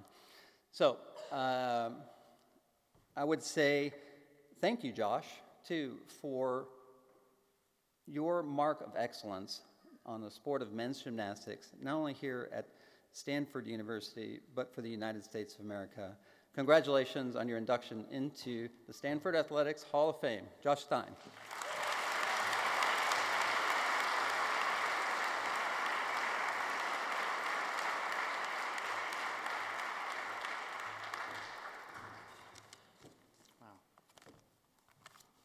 First off, congratulations to all of tonight's inductees. I'm so honored to be receiving this award from a place that's so special to me. I really owe so much of my success in my gymnastics career, my professional career, and my personal life to this place. My time at Stanford afforded me with the opportunity to meet the closest of lifelong friends, the ability to pursue my childhood dream of becoming an orthopedic surgeon, and the chance to meet the love of my wife, Andrea. It's also the place that fostered the perfect environment for me to have success in gymnastics. That success was not just a result of my hard work, but also due to the insightfulness of my parents, the expertise of great coaches, and the support of my teammates, some of whom are here today. I got started in gymnastics in Houston, Texas, after a preschool teacher suggested to my parents that I may have some natural talent. Always wanting to encourage the uniqueness in their children, my parents enrolled me in a beginning gymnastics class. It wasn't long before I was in love with the sport and practicing over 20 hours a week. As I entered high school, largely influenced by these three coaches up here with me today, I began to consider the possibility of competing on a collegiate gymnastics team. I actually had not really considered Stanford originally as my potential schools when I was applying. I'd had my sights set on UCLA ever since the men's gymnastics team, U.S. men's gymnastics team, half of which were from UCLA at the time, had won the gold medal at the 1984 Olympic Games. But knowing the importance of my education on my future, my parents suggested I take a look at Stanford. Of course, they had already done their research and had discovered that Stanford's gymnastics team was becoming very competitive at the time and had already recruited several great gymnasts. So this seemed like the best of both worlds, and after visiting Stanford as a recruit, I knew that this was the right place for me. Once I arrived on campus as a freshman, I felt pretty intimidated. I was struck by how everyone around me was so smart and had some special talent, something that made them unique and amazing. I had a freshman dorm mate that went on to be a Navy SEAL, another that could sit down at the piano and play a piece of music perfectly after just hearing it once. This environment was incredibly inspirational and motivated me to really work my hardest, both in the gym and academically, to be the best version of myself possible. I believe that this is a common experience amongst Stanford students and is one of the things that's really helped Stanford remain amongst the top schools in the nation in both athletics and academics. To this day, I get a sense of greatness every time I step foot on campus. As my oldest son, Ren, is now starting to apply for college, the memories of being here at Stanford have become so much more vivid. Andrea and I can only hope that our children, Ren, Cole, and Auden, have as amazing experiences in college as we both did here at Stanford. We've made many trips back to campus since graduation, but this trip will certainly stand out as one of the highlights of my life as I look back. I want to thank my coaches, Kevin Majika, Brendan Price, and Tom Gleamy, who really set the foundation of my gymnastics career, and Sadao Hamada, who unfortunately can't be here tonight, who really, with his focus on detail, helped me reach the highest level of my performance in college and internationally. I'd like to thank my teammates, who not only pushed me to train my hardest, but were a constant source of support in all the facets of my collegiate life. I'd like to give special thanks to my teammates, Mark Booth, Evan Wells, and Keith Wiley, who are here in support of me tonight. I want to thank Stanford University for all it has done and continues to do to influence my life in a positive and productive way. And most of all, I'd like to thank my parents for their unwavering support and all the time they spent and sacrifices they made to ensure that I had the training I needed to be the best I could be. Thank you very much.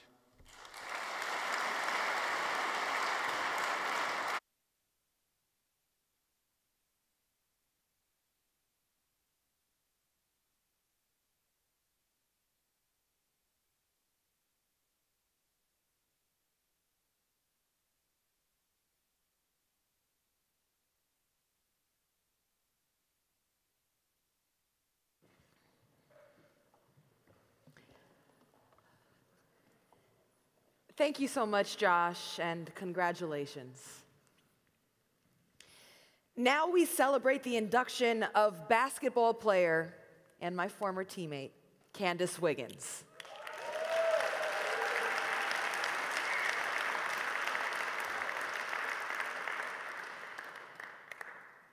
Recruited for basketball and volleyball, Wiggins emerged as one of the most prolific two-way guards in Stanford history. She is the program's only four-time All-American and departed as the Pac-10's all-time leading scorer with 2,629 points.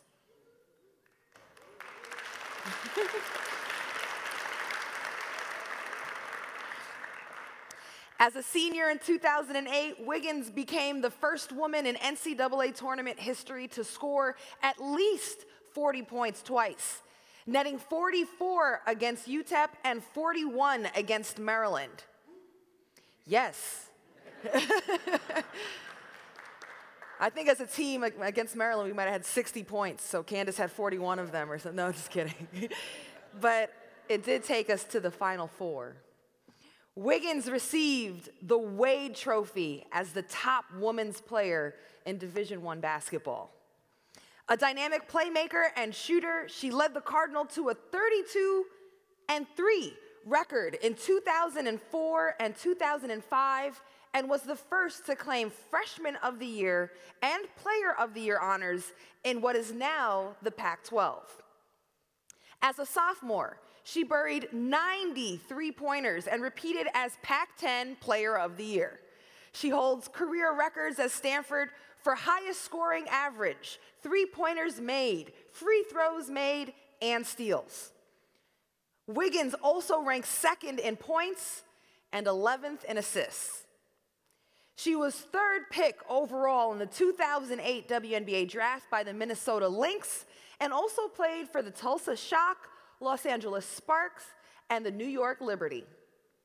Wiggins made the all-rookie team and won a WNBA title in 2011, and later played professionally in Spain, Greece, Turkey, and Israel. She earned a degree in communication, lives in San Diego, and wants to stay involved with sports as a mentor to young athletes. Now, I think it would be a little ridiculous if I didn't say a few words about playing with Candace, which truly was an honor. Candace taught me what it meant to be fierce. Tara Vanderveer always asked us, if you were at war, who do you want to be in the foxhole with? I'm sorry, Tara, that's just how you sound in my head. I'm sorry. So she would ask, who do you want to be in the foxhole with? And I always knew Candace was one of those people, and it wasn't just because she was the most talented. It was because of her heart. Candace was one of those people, I could actually watch her will us to victory. I'd look to my side coming out of a huddle, and Candace would be shaking her head, no, we will not lose. And we didn't lose. We hadn't been to the Final Four in many years because in many years before Candace, it was a drought. And Candace got us over that hump with that 41-point performance, I believe, over Maryland. And she took us back. And then after she graduated, the program went on to go to like 5 or 6 or something consecutive Final Fours, but Candace was the one who really took us or showed us the way as a player. And when she graduated, I don't exaggerate when I say, I really thought for a second, I was wondering, what are we going to do without Candace? And she taught us well, though, because even after she graduated, I'd find myself on the court summoning her fierceness and her energy, and I would literally think, what would Candace do? And I'd try my best to do some version of that. No. Let me clarify, I did not, but I tried. So with that being said, it's with so much joy I ask you to join me in welcoming to the stage Candace Wiggins and her high school coach, Terry Bamford.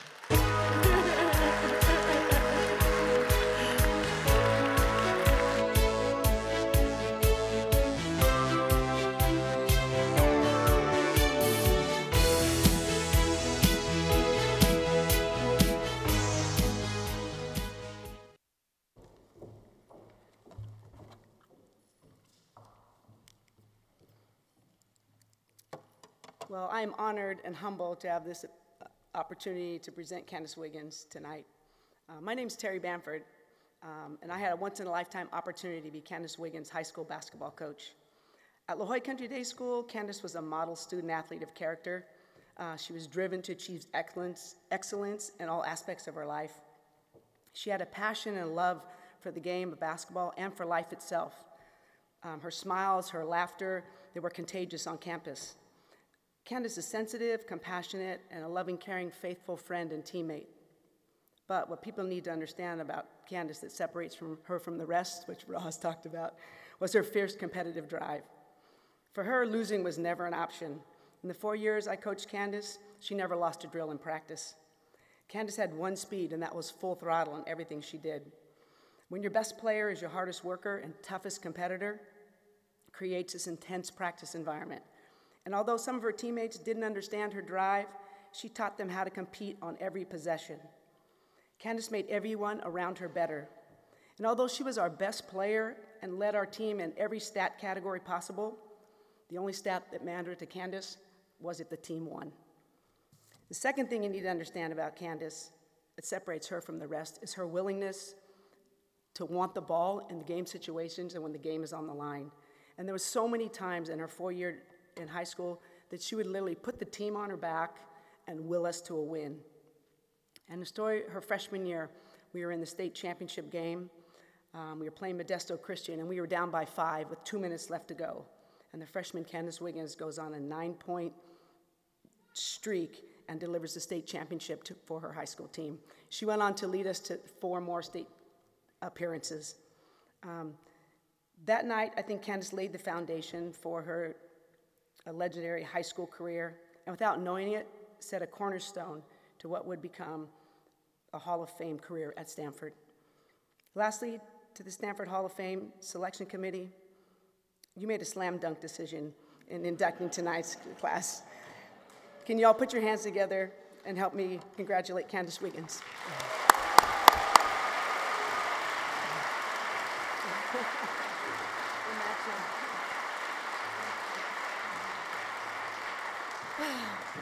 Wow. Thank you, Roz. Thank you, Coach Bamford. First of all, I just want to thank the Draper Investment Fund for just making this incredible, amazing night possible. And I also want to congratulate all of the members of this Hall of Fame class, and just congratulations to all of you. I'm in such great company. I would like to thank my family and friends who came out to see me, and I know they know that this night is a bigger night than even my wedding is going to be. This is so I thank you guys for coming out and understanding that. And I also would like to thank Kate Pay, Amy Tucker, and Tara Vanderveer, who are here tonight as well, my coaches, the greatest coaches in college. And also the MVP, she's not here, but her name is Marcella Shorty, and she was our trainer. Yeah. Marcella, And the reason why I say she was the MVP, when I think about it, is the one thing that I was at Stanford that was better than anything else was healthy. I was healthy for 4 years, and I appreciate that more than I ever do for anything else of being healthy. And finally, actually, I would like to just say how amazing it is to be sharing the stage with you, Roz, tonight. And you know, you're a reflection of my success. You're the truest reflection of my success. And I just, I know that you, above everyone else in this room, is going to understand what I'm about to say. And so that's really amazing. And I also would like to give a shout out to my athletic director, Ted Leland. It's good to see you. And also, I haven't met you yet, but I'm really looking forward, Mr. Bernard. And I'm calling this weekend, it's the end and the beginning. And I just think it's really awesome to have you two here to really connect the past and the present and the future for me. So I just want to give a shout out to you guys. All right. C.S. Lewis called joy an unsatisfied desire, which is itself more desirable than any other satisfaction. He went on to add that joy must be sharply distinguished both from happiness and from pleasure. More than anything else, I would like to be remembered at Stanford for my spirit of joy. It is the fundamental essence of my character and completes my identity. But what is joy to me? Taken from the Greek word chara, joy is an inner gladness, a deep-seated pleasure. It is a depth of assurance and confidence that ignites a cheerful heart, which leads to cheerful behavior. What joy isn't is an experience that comes from favorable circumstances. There is a chorus from an old spiritual song. It goes, "Happiness happens, but joy abides." I learned at Stanford how to have joy through the trying times, but it wasn't a lesson I learned overnight. It cost me blood, sweat, and tears. But it was worth the results, which lasted for a lifetime. Joy comes in some of the most unlikeliest ways and can be most appreciated in the long-term processes that we possess on earth. Right now, I'm reminded of how Tara would talk about our advantage, how our advantage as a team was going to come during the last 5 minutes of the game, when we would look around and see the other team losing their endurance, their conditioning slipping, and with that, their focus would start to shift, their own individual selfishness causing their team's goals to collapse. At this moment, we would look around and see our hard work manifest right before our eyes. Suddenly, everything we were doing met its ultimate purpose. All the tedious drills, the endless running, the daily habits that never felt like they were worth it, suddenly we got it. For them, our opponent, we could finally understand what it specifically was that was their tragic mistake. It, meaning the hard work, the sacrifice, the discipline, it wasn't worth it. It just wasn't worth it. The box out, the diving on the floor to hustle for the loose ball, the best screen to be set for the best open shot, the talking and the communicating on defense and offense, the high fives, the sharp focus during the timeout, the extra pass, it simply wasn't worth it to them. In that glorious moment, we realized our true competitive advantage. All of these things were worth it. To us, all of these things were worth it. That was our competitive advantage. And the way we were able to understand this is because we did it together. We learned the greatest lesson during the last 5 minutes of these games, and that lesson was that it only takes teamwork. You never go through anything in life and obtain success without the support and camaraderie of others. It was then that we began to love and enjoy the process that we knew other teams despised. It started in the spring of the year before and continued throughout the season. It required our trust in each other, our trust in Tara, and I always knew that it was going to begin and end with my choice and then my actions. But because of the team around me, this attitude came so easy and natural. At this moment, I recognize this as my greatest accomplishment, and what I am most proud of achieving is this mighty revelation, becoming the new source of my newfound joy, rediscovered at just the right time. Because of this, I will always remember that happiness happens, but joy abides.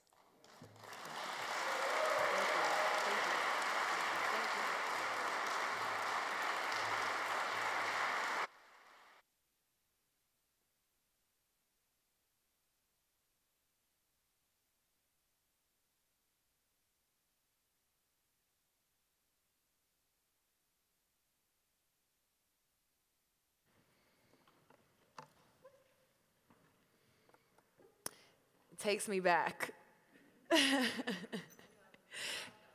I know exactly what you're talking about, Candace. I was about to run through a wall just now. Congratulations. Kylie Wong is the next inductee we welcome into the Hall of Fame tonight.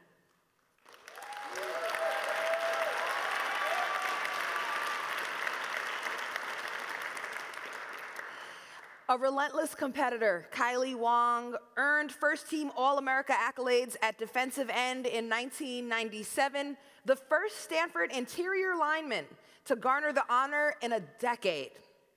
Wong was an All-Pac-10 first-team performer in 96 and 97 and spent considerable time in opposing teams' backfields. His 54 career tackles for loss rank third in program history, and his 28 sacks rate fourth. In 1996, he accumulated 24 tackles for loss and 14 sacks, which rank fourth and fifth, respectively, on Stanford's all-time lists.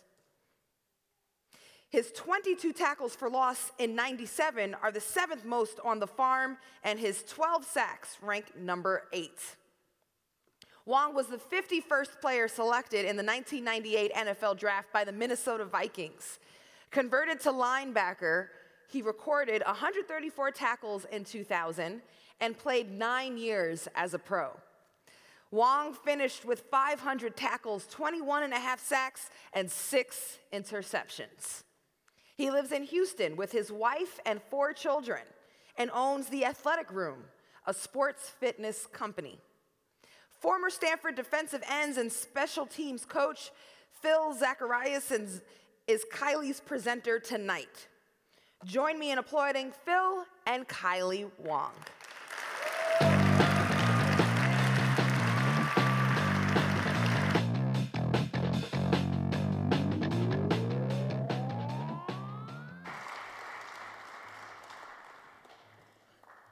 Greetings from the East Coast.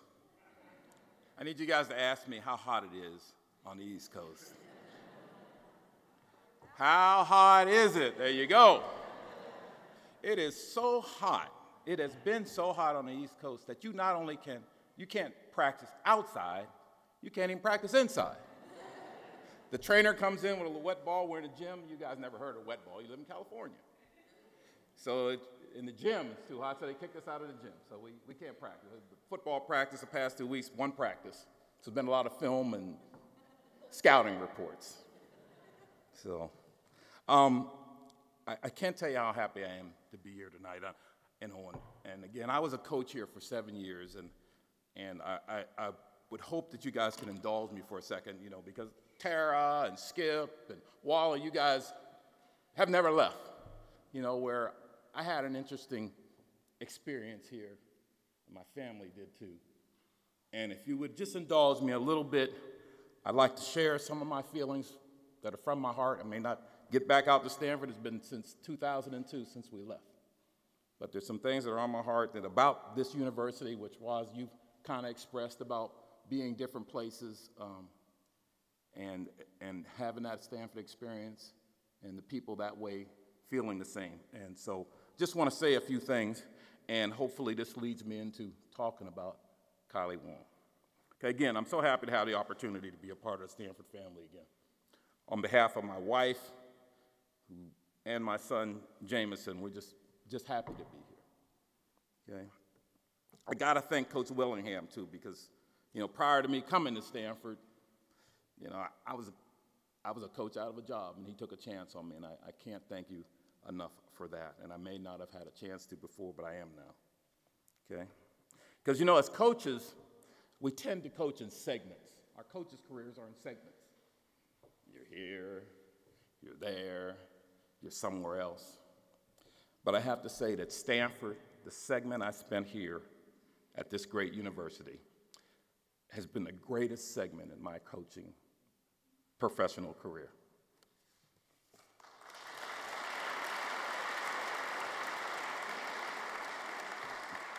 David Shaw, currently the head coach here. He and I got hired at the Ravens together, okay, and we were seatmates and we traveled.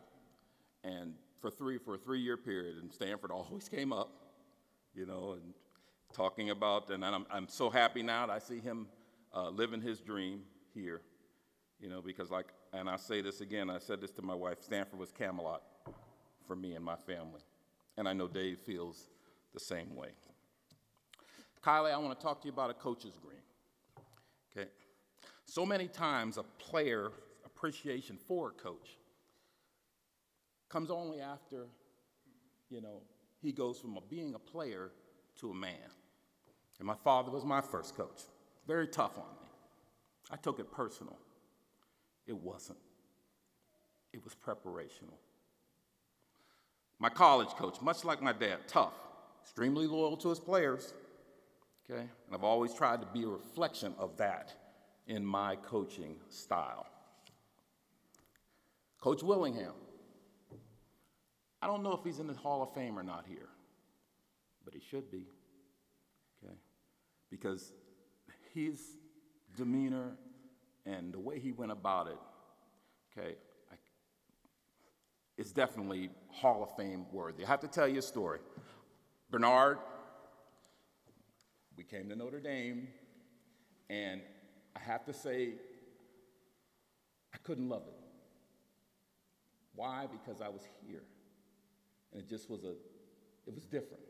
So I had an opportunity to go to Baltimore, get my family closer to the East Coast, our family. I'm from Pittsburgh, my wife is from Virginia. So, you know, the Ravens, they recruit you and all that stuff. And I get there, and I see Coach Billick, and I'm happy, you know, I'm new coach. Walked right by me, didn't say a word to me. Broke my heart. Tyrone never did that. Every day, guys, you see him. He spoke. That means a lot. You know, and I just know that I have to say thank you to him. I almost left right then when that happened to me. This opportunity that you've given me, okay, is the greatest thank you that you can get in the coaching profession, and I appreciate it. Now on to Mr. Kylie Wong. I like to describe him in three parts. First as a player, and Rosalind, you kind of like took my little lightning here on that. Second as a person, and third as a man. Born in Eugene, Oregon, son of Linda Wong, who's not here. She's in Houston, as I correct, back at home in Eugene. And Warner Wong, who is. And Warner, would you please stand? I'd like for you to stand with your wife, please.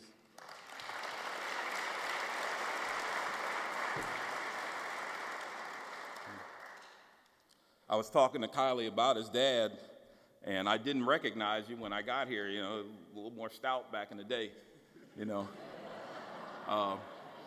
And so Kylie's telling me, you know, how his dad's into meditation, holistic, you know, all that.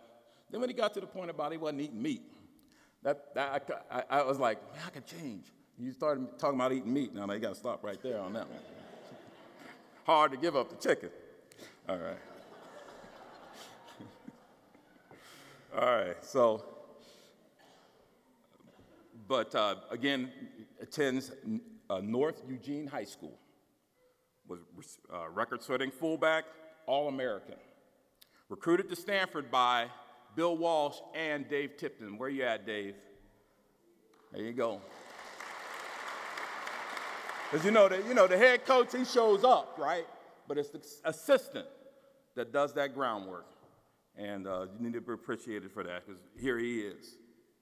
Now, as I understand, okay, the promise was, yeah, you played fullback, but the promise was that you could only play defense. Okay, so they got you, that was the lie they told you. They say, okay, you promised to play defense.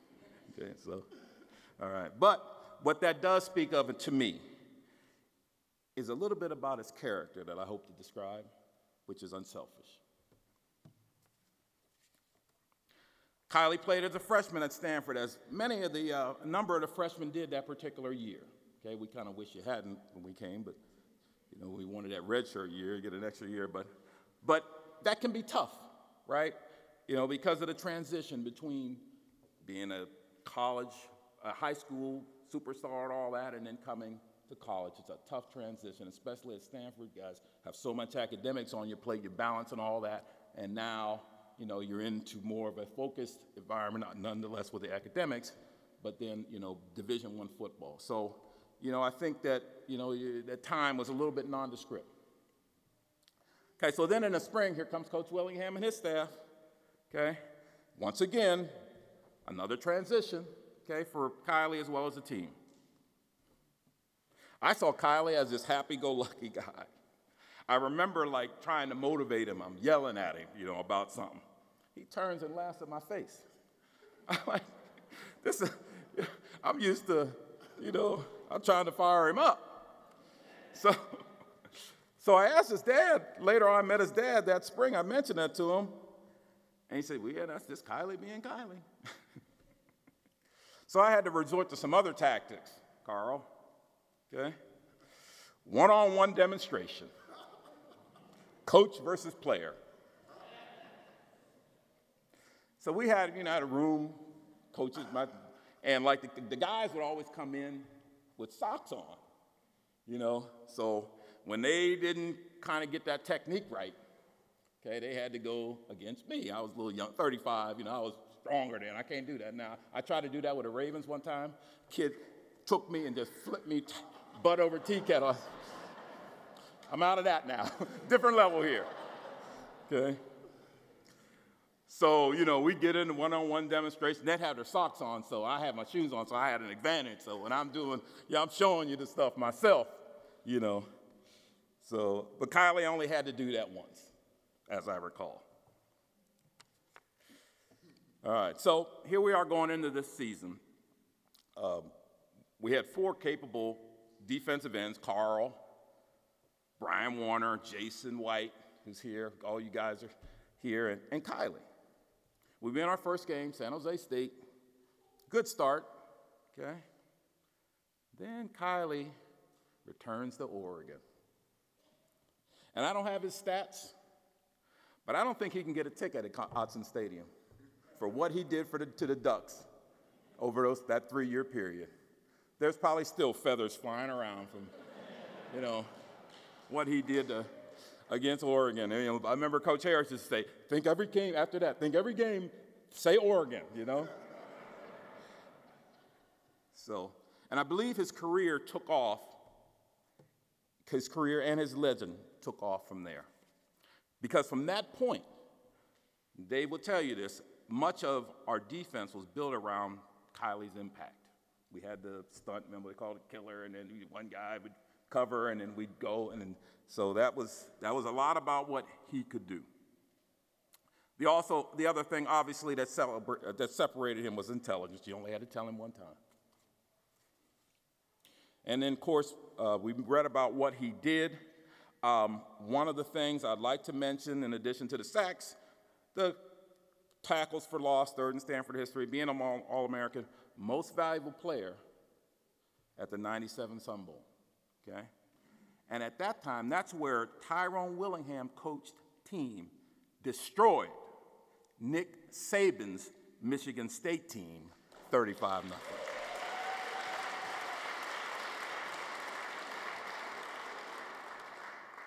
And of course, Kylie went on to play, drafted 51st in the 98 NFL draft by the Vikings, and then ultimately on to the Texans.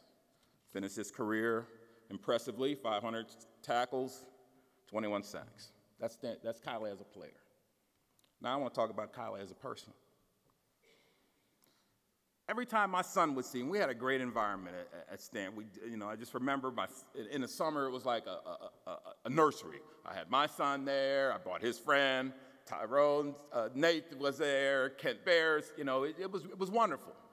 It was just a great environment for us. And but every time my son would see Kylie, he'd go screaming, "Kylie!" Jump up. Okay, Kylie would catch him. That's the kind of magnetism this young man has beyond the football. Okay, not a vocal leader, but one whose presence and actions led. He had a very even-keeled personality, which fit well with Coach Willingham. You remember you be telling you about you telling me about Coach Willingham driving you up to the event there, and Coach puts his gloves on. He only had racing gloves. He was going to San Francisco. He had a racing gloves on. Charlie says, hey, he's a little different, And as I mentioned, just a very happy-go-lucky person. Yet his competitive juices were unmatched. Now Kylie as a man. Here's a young man drafted into the NFL, has to transition again from defensive end to linebacker. Made the change. Leads him to sign a big free agent contract with the Texans. Everything's great, right? Then he blows his knee out. Now what? Okay? He does all he can to return to the playing field. Okay? But at some point he realizes no matter what degree he could return, his career was temporary. Okay? And Tyler, we all get to that point. During this journey, he meets Marissa. Could you stand, Marissa, please?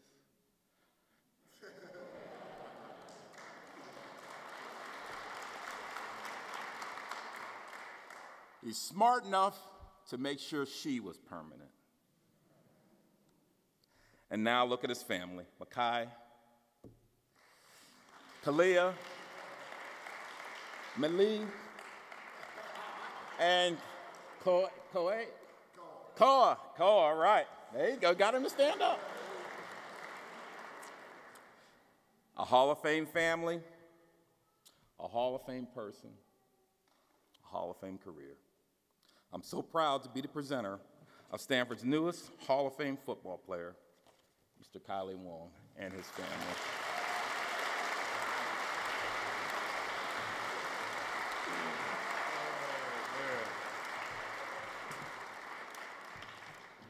Gosh. Coach, I tell you what. First of all, he stole some of my thunder for my speech. So that's one of it. But there really is no one else I would have rather had induct me into the Stanford Hall of Fame. You're a coach that we all love playing for.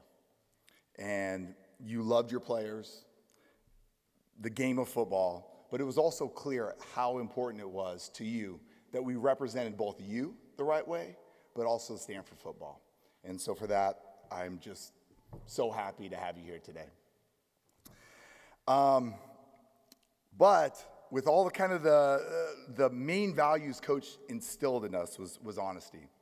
And given his kind words about me today, I'm kind of putting that into question right now. But as you saw, Coach loves football. And he may have even been a little bit crazy about the game of football. And since we never really knew how he was going to react in any situation, none of us really ever wanted to test him too much.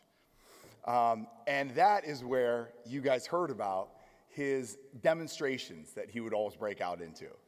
And it was probably one of the funniest things that we'd ever go through. Every single time, the whole defensive meeting rooms get just busted up because he would go through partition walls and all that type of stuff. But it was always to a point. There was always a point to it. And it was that he was a selfless teacher. And he wanted to teach us a lesson and just wanted us to be better. And so for that, that's what we all admire so much of him, as a coach.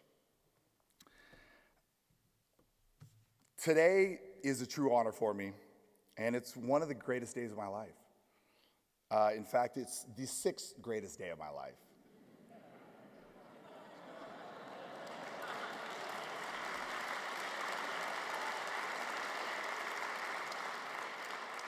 The first, obviously, when my beautiful wife said yes to me. I guess she wasn't my wife at the time. Said yes to me.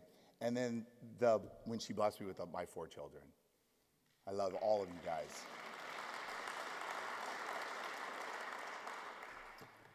And just for the record, being drafted in the NFL was actually pretty cool too.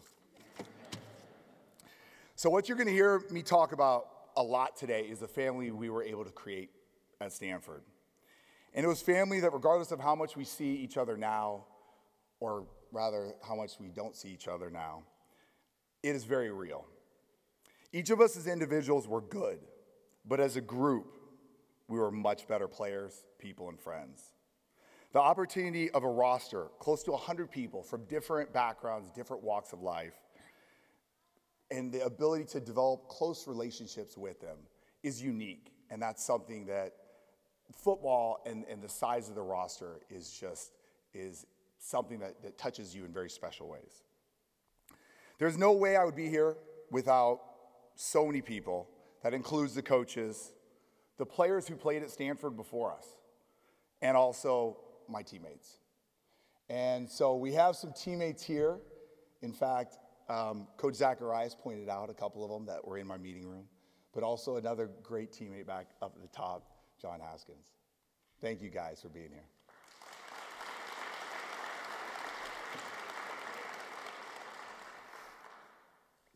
Stanford football was a very unique experience because it not only prepared us for the game of football, but it also prepared us for life. In really simple terms, it taught us how to behave. And I still remember the first time Coach Tyrone Willingham came in and said, aggression on the field is like a light switch that you can and will turn off when you step off the field. That's the exact opposite of a current NFL player who's in a lot of trouble, who's recently quoted as saying, savage mode has no off switch. Well, it does, and Stanford football players know it and understand it, and we appreciate that for you teaching this to us.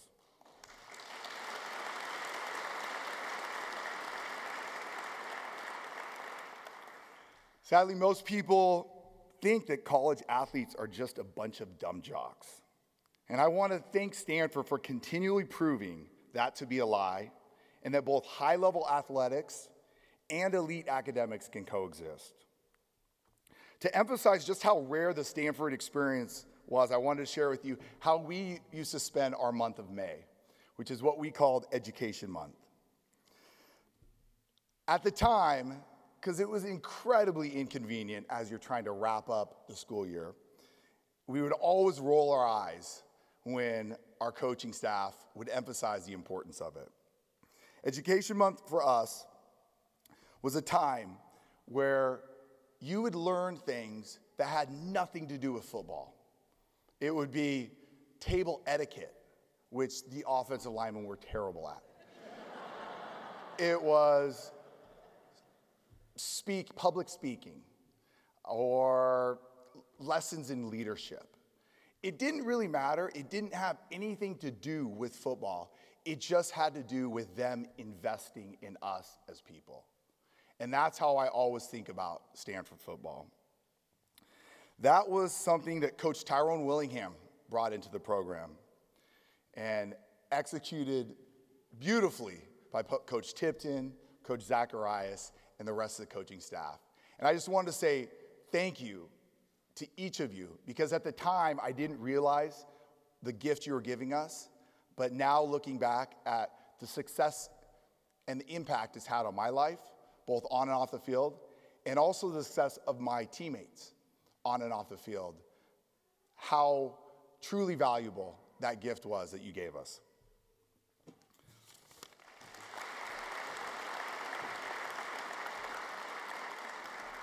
Perhaps one of the most important things we were taught was discipline. The coaching staff would schedule off-season, early morning workouts, knowing that all of us football players would have gone out the night before. They knew that we were all out, but they just expected that we were there the next day to give full effort, because that's what you're going to have to do in the real world. And for the record, though, Makai, Kalia, Miley, and Koa, I never went out partying when I was in school. I always studied because school comes first.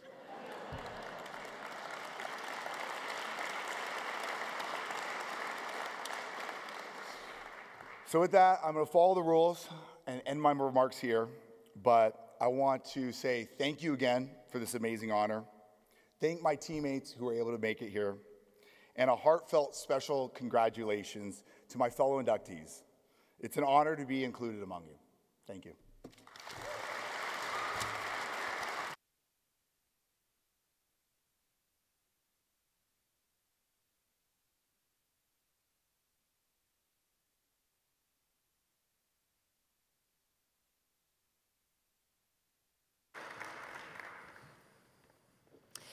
Congratulations, Kylie. And I'd like to take this moment as well to declare that I, too, never partied at Stanford. Academics always. What's so funny? All right, last but not least, we welcome fencer Felicia Zimmerman into the Stanford Athletics Hall of Fame.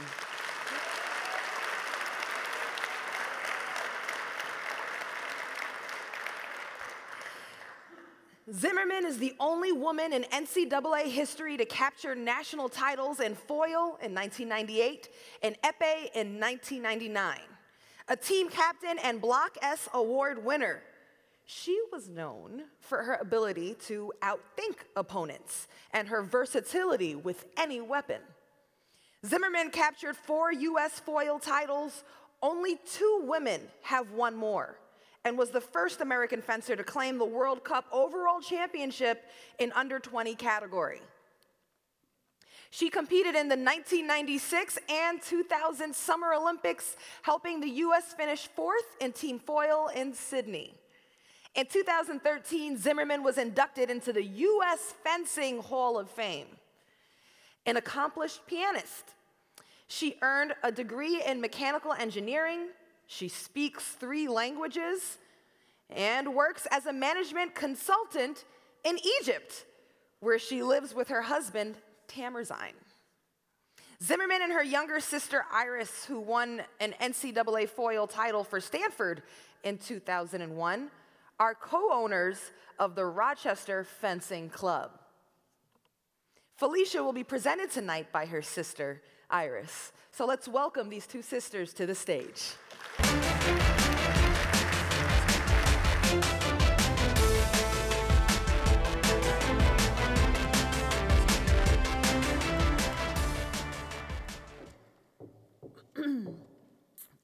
I feel very lucky to be here today, and of course, I feel lucky to be back at Stanford, but I actually feel lucky that Felicia actually told me she was getting inducted into the Stanford Hall of Fame. I'm actually probably one of 3 people that knows this. Felicia keeps pretty private.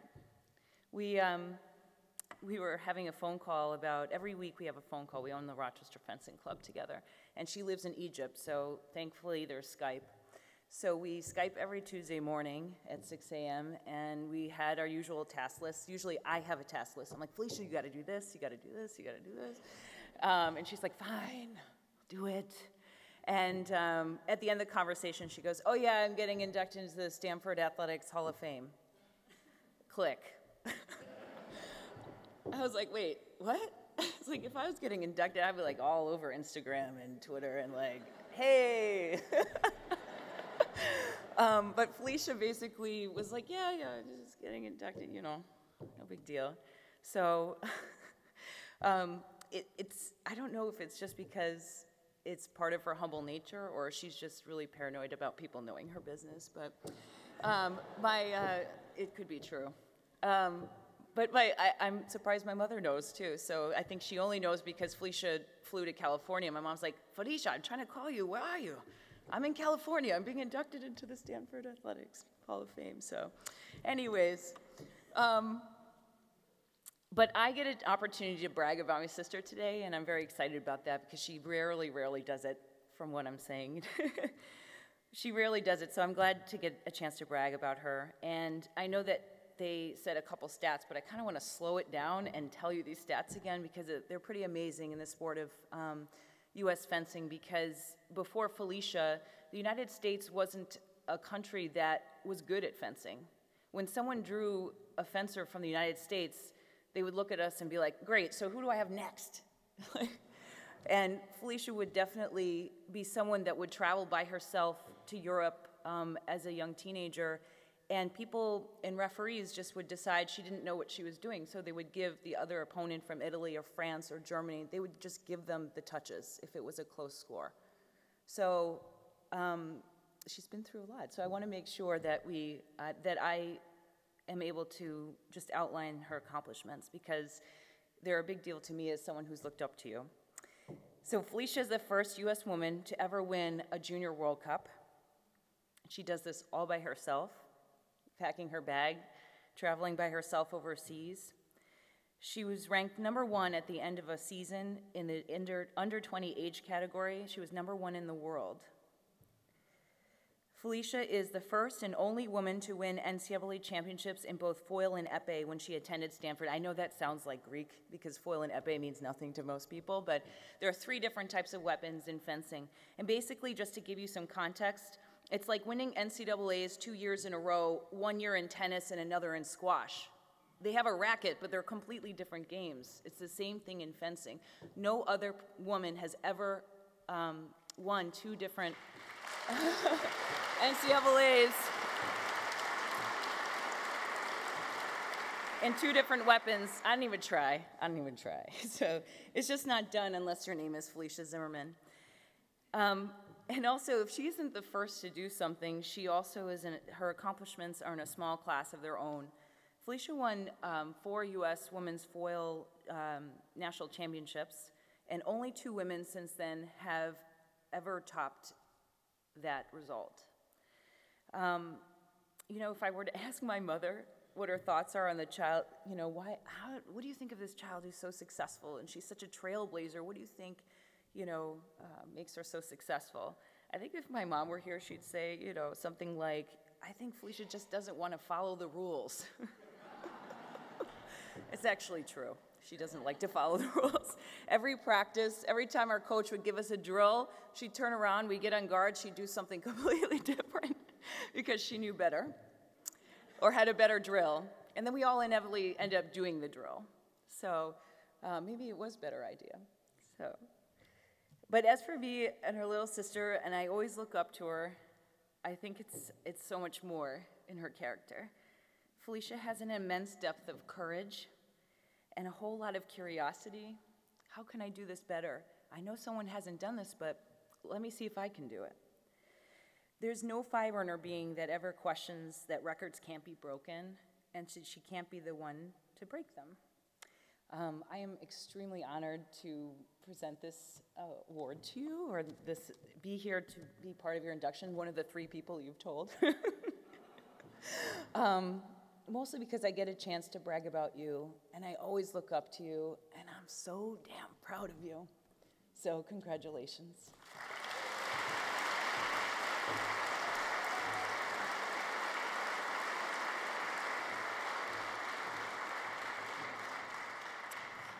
Yep, I'm crying. Haven't started yet. Ugh, okay. Excuse me. Thank you, Iris. And congratulations to all the other inductees. It's really an honor.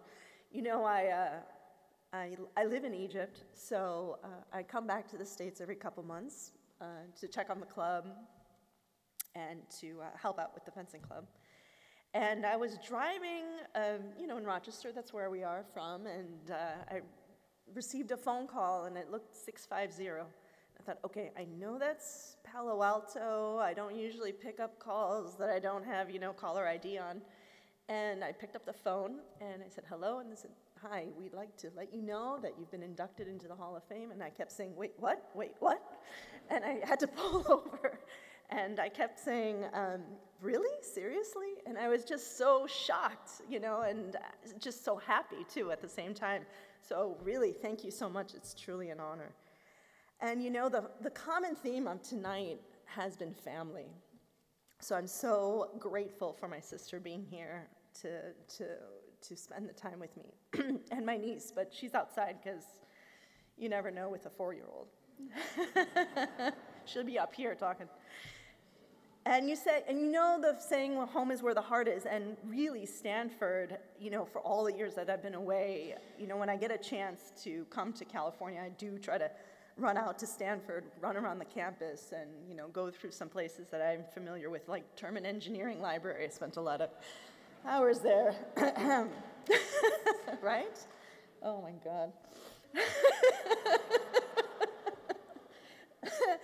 So, as I came on campus today, the first person I saw at the Arriaga Family Center was Jenny Claypool, and we hugged, and I had so many goosebumps. I was just so joyful to see her. And then later I saw Perry. Perry was my athletic trainer who patched me up between bouts, between competitions, and he'd always say, "You're back for your patchwork again?" And I'd be like, "Yes, just ice me and tape me, and then I'm out." And then I heard Ted Leland was going to be here, and he was our athletic director during my tenure. So I really knew that today was really a special moment, and it really was a homecoming for all of us. I came to Stanford as a transfer student. I was busy trying to make the 96 team, and after the 96 team, I said, I got to get out of here. I got to get out of Rochester, New York. And I was so grateful and lucky to be accepted into Stanford University. I only had a couple years of eligibility, and I maximized that, definitely. And I had to take my last year off because I was training for the 2000 games, and the timing of the sport and with the Olympics, I couldn't compete for Stanford at that time. So I had to come back to Stanford. I wasn't able to compete on the team, and I was so grateful and blessed to receive a grant from John and Laura Gamble. I never met them, but they really, really helped me out to allow me to finish my degree, and I want to thank them so much for their generosity. This university, as someone has said before, allows us to pursue both our academics and our athletics to the highest possible degree that we can. And also, it shows just the generosity that the people have here. Today, I live in Egypt near the pyramids, so if anyone is in the neighborhood, please let me know, give me a call, I'll help you out, get you some tours. And for the last 7 years, my sister and I have been owners of the Rochester Fencing Club. That's where we started out, and then where we trained throughout, high school. And then coming back to train for the Olympics, we trained back in Rochester. We don't draw a salary from the club, and we reinvest back into the club, giving and providing opportunities for our young fencers to pursue their dreams. And also, helping them have a family, have a community. And this is what Stanford's always been about, giving back. It's a community, it's a family. And so, I've learned so much being here at Stanford.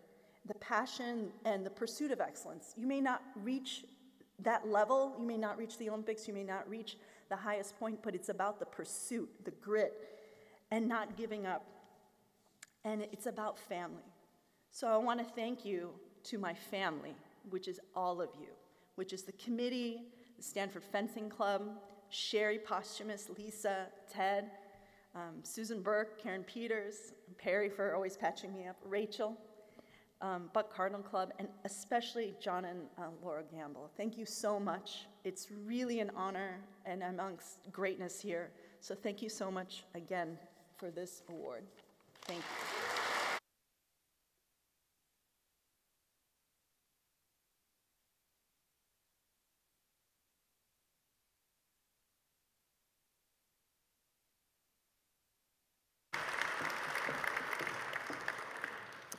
Congratulations, Felicia. Congratulations to all of the inductees. I want to close right now just by thanking you all for being here tonight, for supporting these great former Stanford student athletes. The best part of this evening, it's the stories, it's the sharing, to hear about the hard work, the perseverance, the growth of these, at the time, young men and young women, and even the growth that they are experiencing currently as adults in their post-athletic careers. It's really fascinating. And of course, the common theme throughout their support systems, the villages that kept them going, that boosted them, that helped them each day and are here now either in person or in spirit to celebrate their achievements. And we as a whole Stanford community, we support, we celebrate all of you so much. So before we go upstairs for the refreshments and reception upstairs, we do want to ask the inductees to please come forward to the stage. We want to take one group photo of the 9 inductees. So if you could come now. And as they come up here,